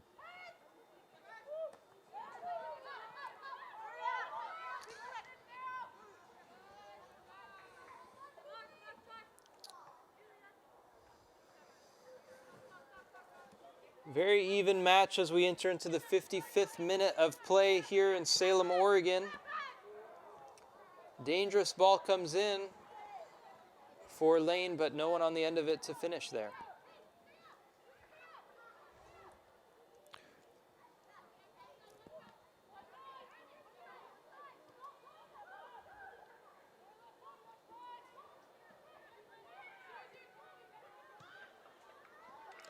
Rice with no real options, just deciding to go long there.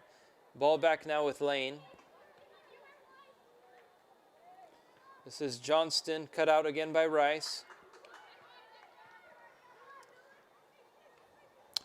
Now it's Atletica that's having trouble stringing passes together. Here's Waters. Service comes in to Kubley.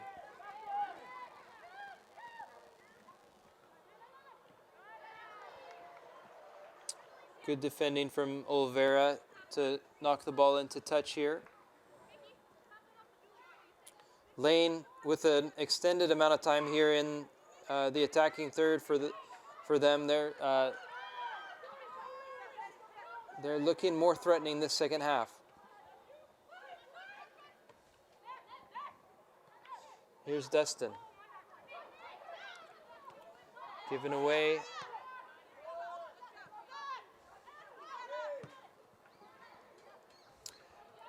Lane has really stepped up the pressure defensively in this second half. They look to be working quite a bit harder to win that ball back. They are winning the ball in the middle of the field now, something that they were not doing in the first half.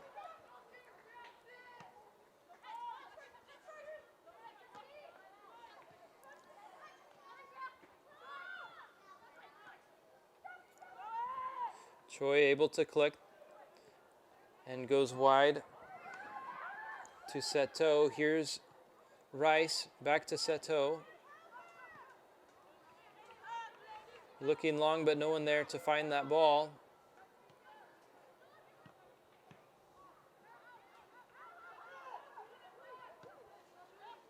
Sattler, anywhere will do, but it finds the feet of Choi.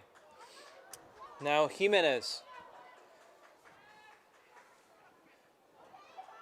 Able to get past her defender with space, with Cordum in the center. Jimenez plays the ball in. Well dealt with by Lane, but it's not over, and Cordum with the ball. Jimenez, no. Here's Cruz. Cruz with the contact in the box, but the referee shakes his head and says no foul. Cruz stays down after that one.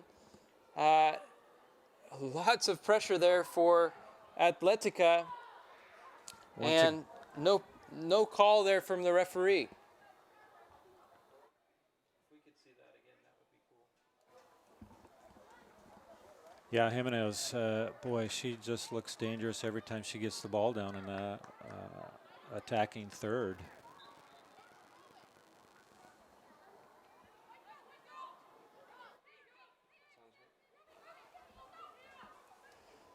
So one of the best chances there for CFC. Once again, Jimenez is the one causing the issues for Lane. Here's Allen into Cruz's feet. Cruz closed down quickly with nowhere to go. And the foul given against Cruz.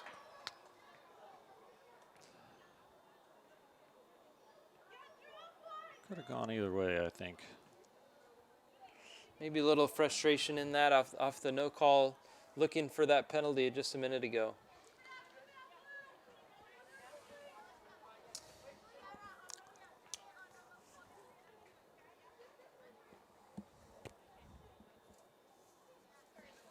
And we've got a substitution coming in here for being prepared for CFC.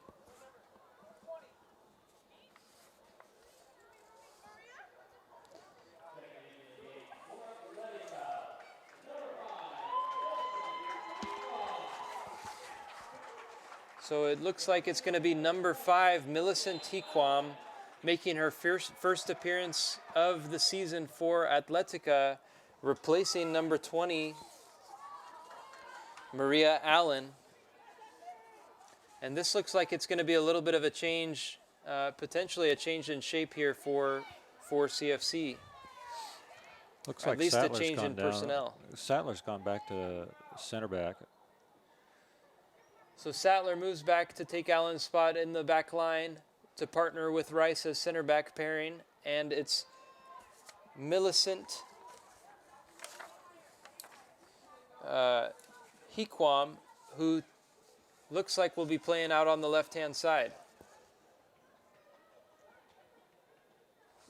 That's where CFC has struggled a little bit in the second half, is they've not been able to come down that left-hand side.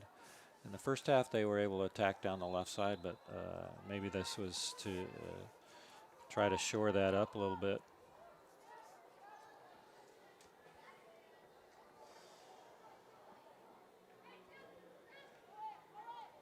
So Hequam, with her first appearance here for Atletica, a native of Namibia, has played for the Namibian women's national team with Anushka Kordum, and just getting into town to play with the team this summer.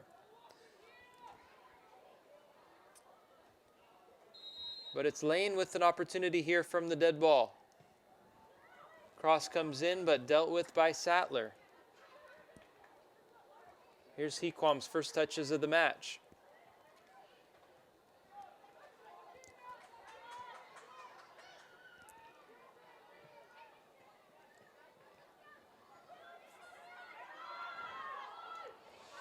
Atletica looking like a little bit of tired legs maybe in the midfield, and that might be one of the reasons Coach Bogan is looking to make that change. Ball comes in, and Herbert opts to go with her feet. Wow, that looked a little shaky. Unconventional clearance by the goalkeeper results in the shot for Lane. That's their third of the second half, but no shots on goal yet this second half for Lane.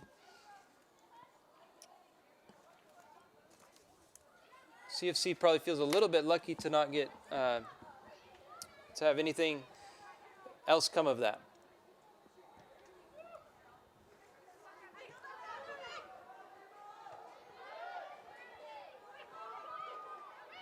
Here's Lane now, Waters with the ball, going wide to Johnston. Good overlap for Narasawa. Narasawa with the service, and Rice is there to cut it out, but it results in Lane United's second corner of the match.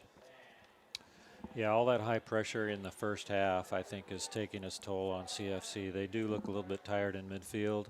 They aren't closing them down like they did in the first half at all.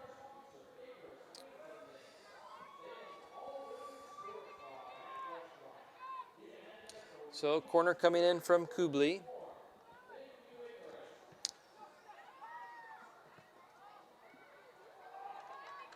A great little, what looked like to be a little play that was sketched up on the training ground there. Lots of space there for Lane, with another corner now coming in for the visitors. Yeah, that was a nicely designed play, just didn't finish it. Kubli this time opting to go in the air, dealt with by CFC, but the linesman has indicated that Kubli was offside. So it'll be a CFC free kick here as we enter into the 64th minute of the match. Follow at USLW League on Twitter to become a W League leader, W League insider, join club conversations, and track notable alumni through their pro careers.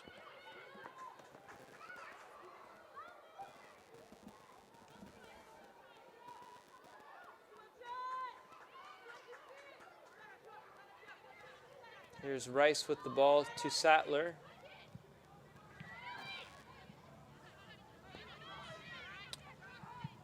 CFC just making a couple passes, but then they are just trying to get it up the field, and it just goes straight to Lane. Great little layoff there. But look who it is to clean up the danger and shepherd that ball out of play. It's Rice. Sarah Rice has had quite a game tonight. Definitely best player on CFC so far. Here's Rice with the ball, choosing to drive forward. Lays it to Alvarado, now to Choi. Choi wide to Olvera. Jimenez keeps the ball in play, but nowhere to go, so goes backwards. Sattler under lots of pressure. CFC really is inviting a lot of pressure by going back instead of trying to get the ball upfield.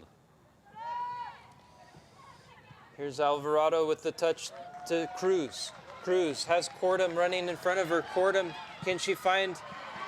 Yes, she can. Here's an opportunity, but it's whistled back for offside. Hiquam, the Namibian connection there almost was going to happen there, but it's called back for offside here. That was very close. Very, very, very close. Good combination play through the midfield there, and a great ball to spring Cordum through from Cruz.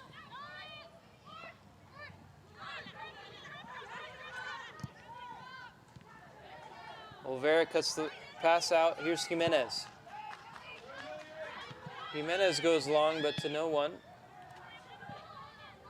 Coming back the other way for Lane.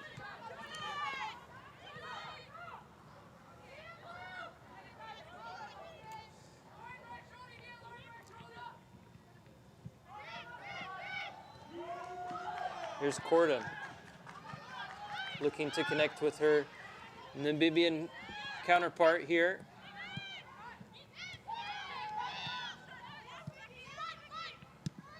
CFC now applying a little bit of pressure. Choi wins the ball.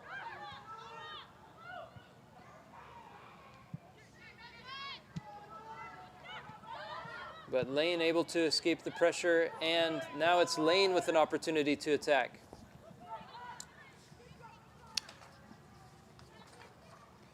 Here's Narusawa back with the ball, and Rice able to once again clear the danger, and this time it goes out for a CFC goal kick. Interesting to see the two players from Namibia. That's hard to say.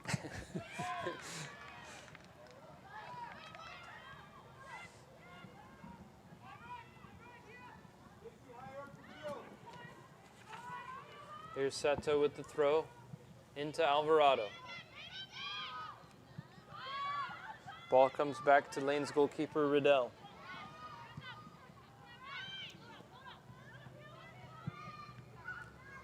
Now long. Here comes Herbert. Oh, and the referee has indicated a corner that Herbert has touched the ball as it went out of play. I think that was off the head of Rice, and Herbert didn't see that, and she just thought it was going out for a goal kick and didn't clear it. Now a corner here for Lane. This is their third corner of the second half.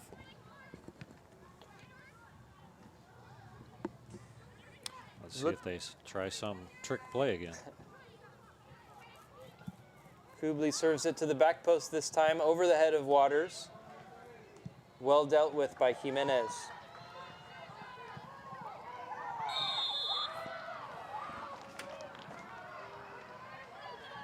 But it's now another dangerous free kick now as the foul called on Cordum, on Narusawa, who is very quick to win that ball. So a dangerous free kick given up here for Lane. And once again, it's Kubley going to come in and take the free kick.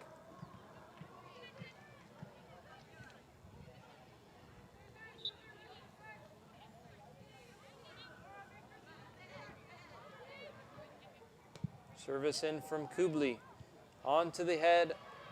And it looks like dealt with well by CFC, clearing the lines. That was a great cross in, bending ball. Just was begging for someone to get a hit on it. Good challenge from Cordum.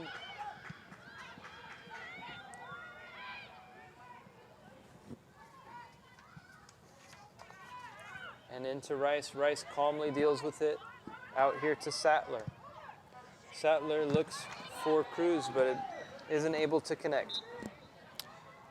You know, I've noticed in the second half, now all those long balls are coming from the defensive line instead of the midfield. The midfield was the one supplying those balls over the defenders in the first half, but now CFC has settled for just sending the long ball from the defense, and it's just going straight to a lane player.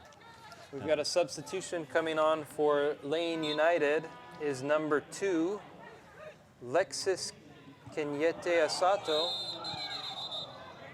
And we've got a big collision here. Immediately trainers onto the field here. Head-to-head collision here.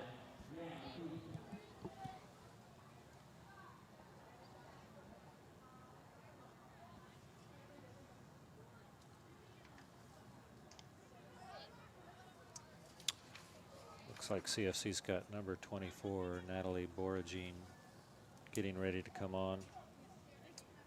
Well, a moment of worry here for Cordum, as the trainer here is taking her time with Cordum, who hasn't moved much here.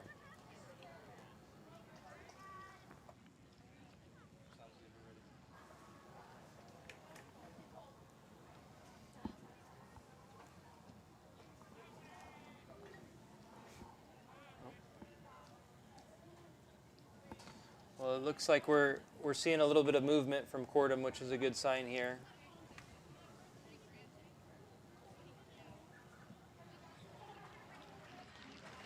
And it looks like upon getting up, Cordum's been issued a yellow card. Let's take a look at that again.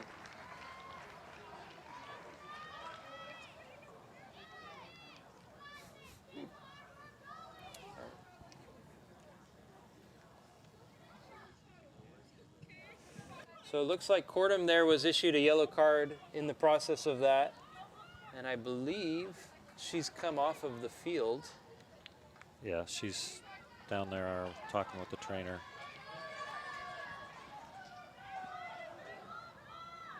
So it does look like you said Natalie Boragine has come on to replace Cordum while she also gets treatment.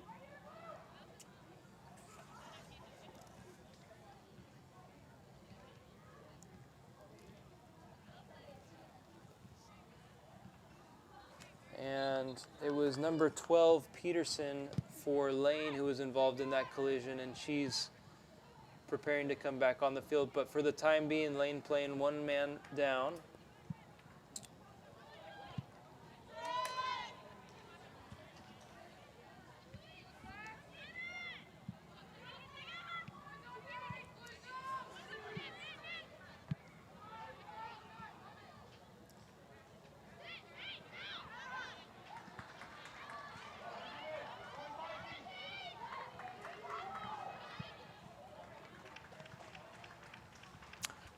Sarah Rice just dealt with that again. She's having a great match. And it looks like now Lane United's back to full strength with Peterson coming back into play. A bit optimistic there from Freeman. Maybe a sign of some of the frustration that she hasn't had more opportunities to finish a little bit closer to the goal. Long ball from the defense again, which just doesn't seem to be working. Quickly collected by Lane.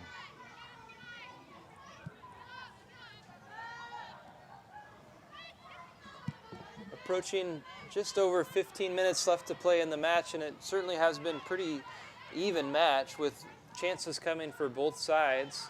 A couple changes being made now in this last little period, and so we'll see what comes to pass.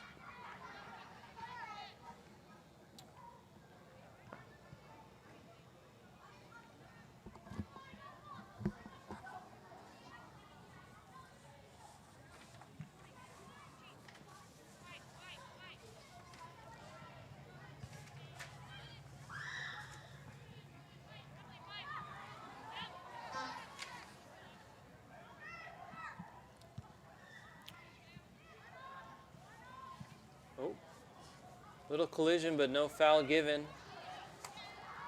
Hequan picking the ball up.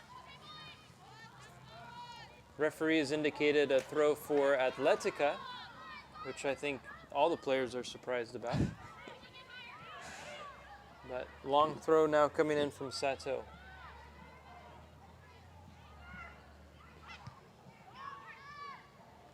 Here's Choi to Cruz.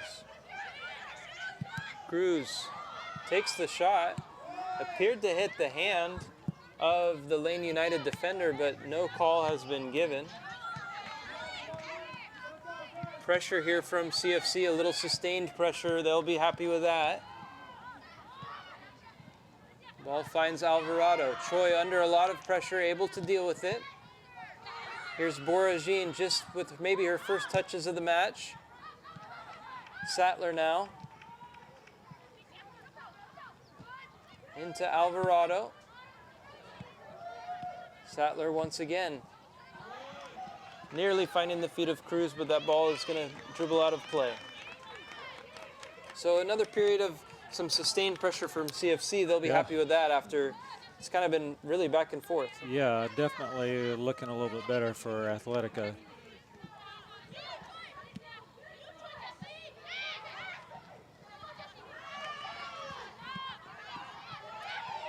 Here's Cruz. 1v1 in the corner. Still Cruz. Olvera on the overlap. Cannot keep it in play. Just a little bit too heavy of a pass. Atletica really still searching for that final pass. Just a little bit of sharpness missing from that last entrance into that golden zone.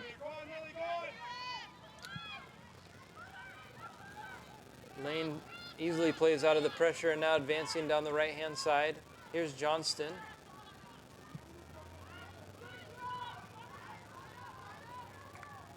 Rice deals with it.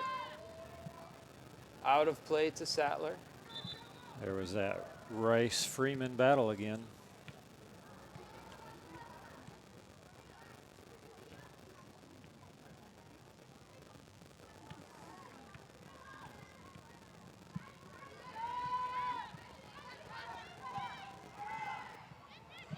Boragine wins the header and wins the next challenge, but can't win the third.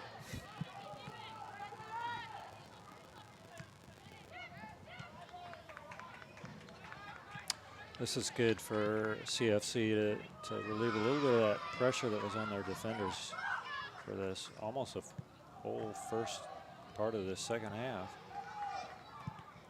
You've got to think that Lane United and Coach Jurgen Rukabel are pretty happy with how this game has gone for them. Ooh. A rare error from Rice almost leads to a goal. And Johnston stays down, but play is allowed to continue here. Here's Soto. Easily gives the ball up, and it looks like Johnston has stayed down over here and now is going to be able to receive some medical attention. Coming together of the feet or ankles, it looks like. Looks like she's got some. She does not look to be in a lot of comfort right now. Yeah, she is pounding her fist to the ground and kind of holding that right foot up off the ground.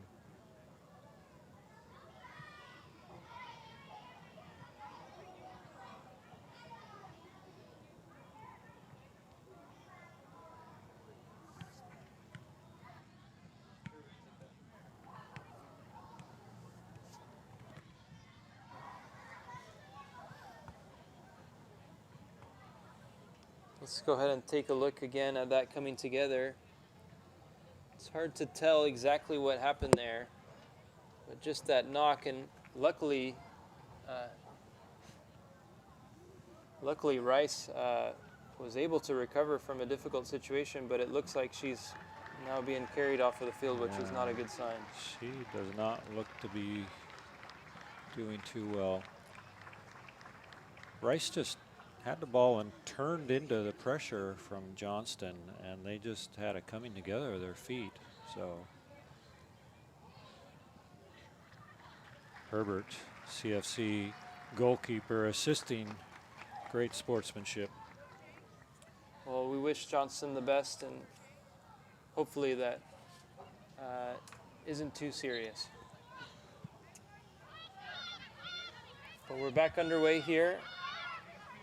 Pressure coming.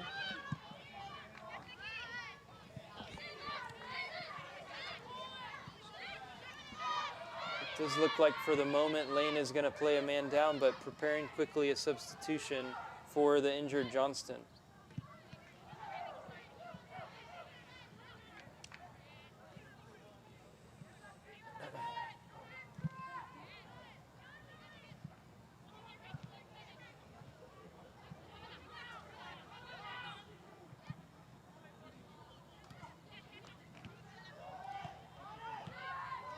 Troy with the errant pass, but Rice is able to head it back into the safe hands of Herbert. Just now about to enter into the final 10 minutes of regular time here, and it's 0-0. Atletica being frustrated. A much different game here at McCulloch than the last time these two faced each other 2 weeks ago. But still no one has made a way through. Through ball just a little too heavy, and Rydell right on it again. You've got to think that CFC is going to be really disappointed, because it seems to me that the chance early, at the end of the second half there from Jimenez, and then in the second half the chance from Choi really were probably the best chances of this match for either side. Yes, definitely. Lane's had a lot of possession in this half, but and they've had some corner kicks, but they've not really had any shots that have been too threatening.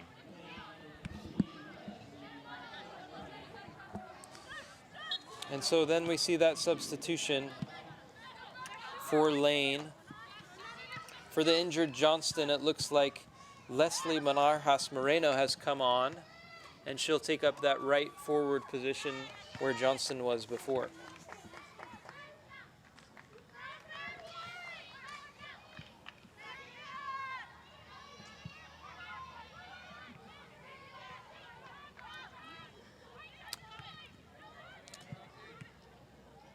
Lane has really been able to come right down that right-hand side in this half.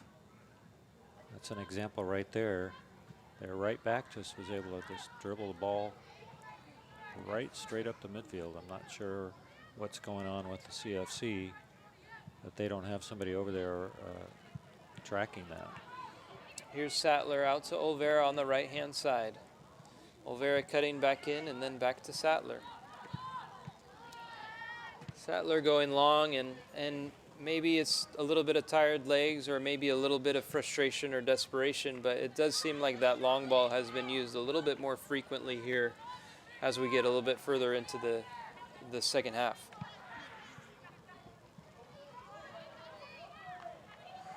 Jimenez battling for the ball,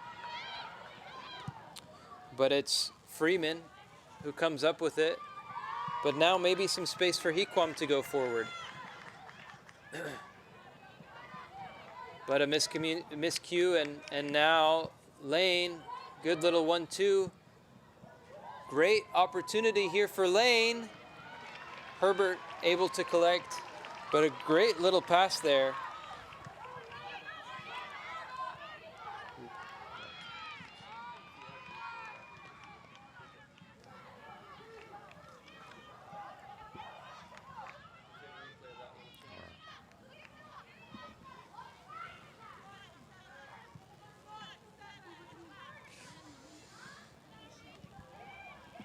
Here's Sattler able to shut down the danger there.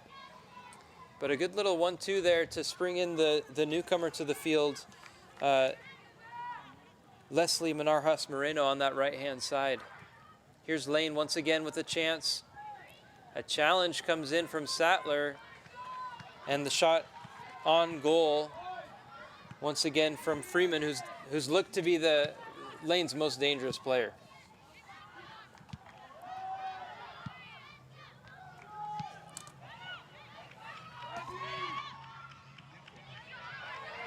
Here's Cruz. Playing forward to Jimenez. Beecraft happy to just tap that out of play and get their side organized. 6 minutes left now of regular time. Expect to have a little bit of stoppage for the injury. Who's going to be able to break through? Jimenez with a great ball, but once again, it's Riddell there to ease any doubts on that final course of defense there. Riddell has just had a stellar game.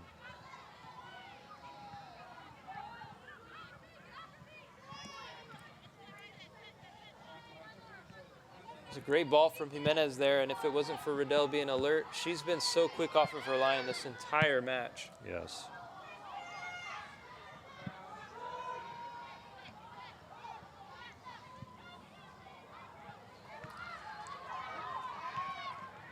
Herbert a little overeager with the pass. It goes out of play.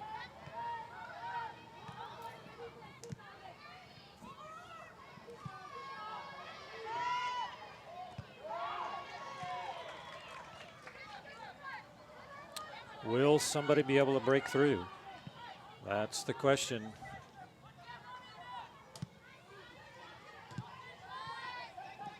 It does look like, I'm just noticing that Johnston's down there who came out with the injury. It looks like she's got some ice on her ankle down there. I'm wondering if some sort of a twist of an ankle or something in that little movement there.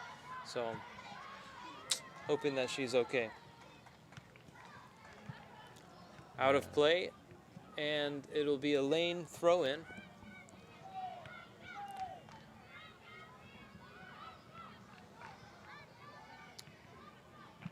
Nil-nil here in the 85th minute.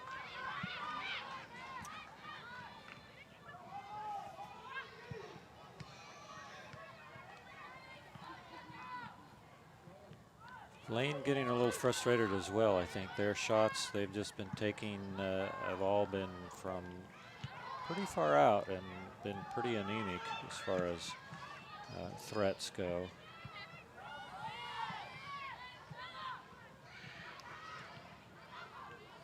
Here's Freeman. Opts to go backwards. Good little play by Choi to get out of the pressure, and now maybe a chance will break for CFC. Cruz back to Choi, but unable to keep possession there. Here's Sato. Sattler. Long to Alvarado, who may be able to get onto it, but once again, Riddell occupying that space and quick to control for Lane. Waters, the substitute who came on early for Lane, has also, I think, had a pretty good game for them as well. But here's Jimenez now on the right-hand side, 1 versus 1. Able to beat her defender and takes the shot, but a good save. Safe hands again from the goalkeeper. Very safe hands, but once again, that was just right at the goalkeeper. Pretty routine save for a goalkeeper. Unfortunately, Jimenez cuts in, and she really didn't have many options to pass to, so she opts for that shot. But for CFC, Jimenez has been their most dangerous player. Here's a ball straight over the top and taken first time.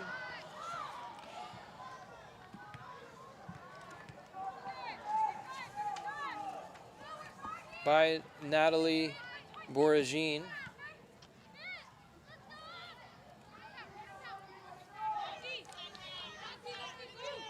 You could just see what she was trying to do there. She was just going to turn and let that ball come down and settle and get that dipping ball into the top of the net, but it just didn't come off for her.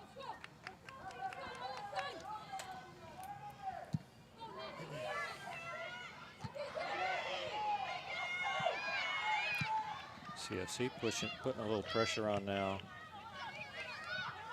There's a little urgency now to their play. Jimenez with the throw-in. Little touch from Boragine. Here's Cruz. Goes down in the box, but the referee's quick to wave off any question of a penalty there.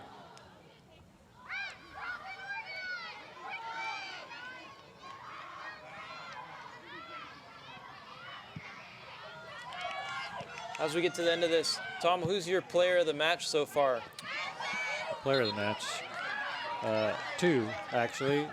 One for CFC is Sarah Rice, and Rydell is for Lane. 2 defensive players for both sides have done a tremendous job, but here's a chance for Lane with some numbers and some space.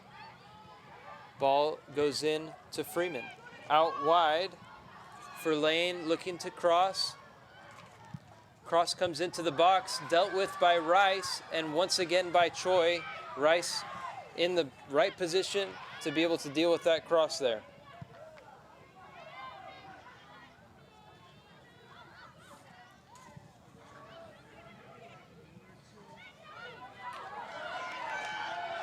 Yeah, definitely this has been a defensive game, 0-0 in the 90th minute.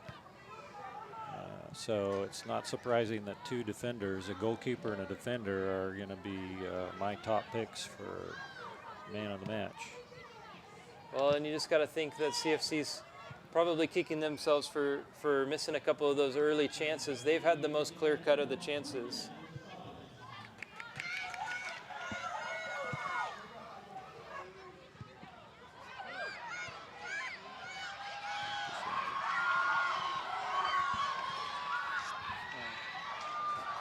Here's Cruz to Choi.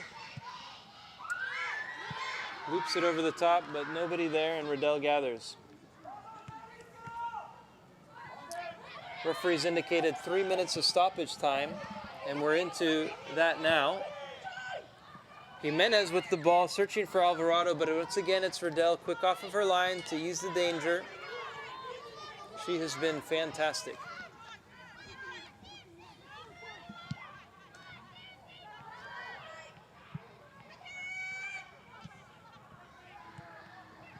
There's that Rice-Freeman battle again. Rice comes out on top.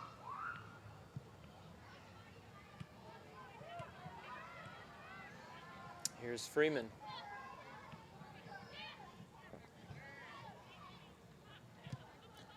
Good pressure by Alvarado. Maybe a chance goes to Boragin. Jimenez running. Boragin takes it on from distance, but it's safely over the top. It's a bit optimistic. Jimenez was coming down on this right side. I wonder if there was an option for her to put it over to her on this right side. Referee asking for Lane's goalkeeper to play. As this, you got to think that Lane's would be very happy to come away from this game with a point, their first point of the season, against a team that they were handily beaten by last time they were here. Yeah, and a disappointment for CFC to not be able to score something on their home turf. Through ball from Choi to Cruz. Cruz takes the shot on, and it's just over the crossbar. Very close. Great little moment of magic there from Cruz, and Choi with the good ball through. Another dangerous opportunity there.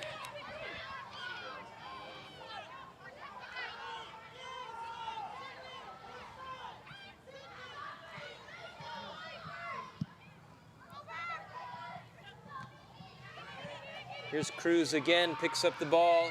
CFC, a little bit of urgency behind their play.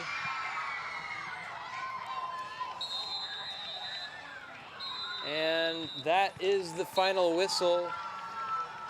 That's the end of the match here from McCulloch Stadium. It finishes all square. CFC Atletica 0, Lane United 0. Lane United picks up their first points of the 2023 USLW League campaign. Share the spoils between the two, but a very, very even game, and really on a beautiful night here. But you got to think that CFC is a little bit frustrated with that result. I think they will definitely be a little bit disappointed and frustrated. They definitely had the more dangerous opportunities, but most of their shots were straight at the goalkeeper, who did a great job. She did a great job of cutting out all of those through balls, those balls that were just a little bit too long. If she'd been back and not as quick off the line, it might have been a different story.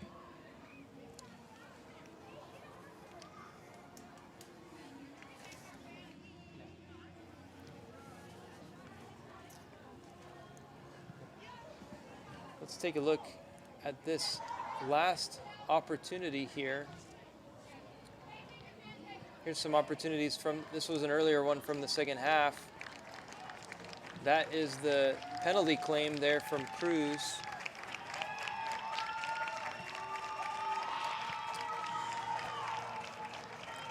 There's the collision there with Cordham. And another collision there on the opposite side. So we're just going to see some of these highlights from this second half here. This was the chance for Lane coming the other way, and that was really the best that they could do, was get into some difficult positions, but really no threats on goal. Yeah, another great cut out by the goalkeeper for Lane. And there she is again. Jimenez with two of those chances here. And this was your last chance of the game from Cruz. You can see how close that was, right in the dying moments of the match. So, but what a great night of soccer from McCulloch Stadium. Thank you all for joining us. It's 0-0 from McCulloch. Capital FC with 1 point on the day. They rise to 4 points in this campaign, 3 games played, and Lane United picks up their first point of the campaign. So really an even game, wouldn't you say, overall? Yeah, definitely even, a little bit back and forth here and there. Lane definitely stepped it up in the second half, and I felt like CFC got caught up in the just kicking it long out of the defense. They didn't do that quite as much in the first half, and it was a little bit more effective coming from the midfield to pass the ball over that defensive line. But they seemed to settle for just going long from the defense, and more times than not, it just went straight to another Lane player.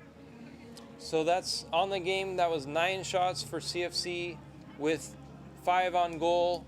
Lane had 8 shots with 3 on goal, 2 corners for CFC, 4 for Lane. So really overall an even game, but you have to say that CFC probably had the better of the chances.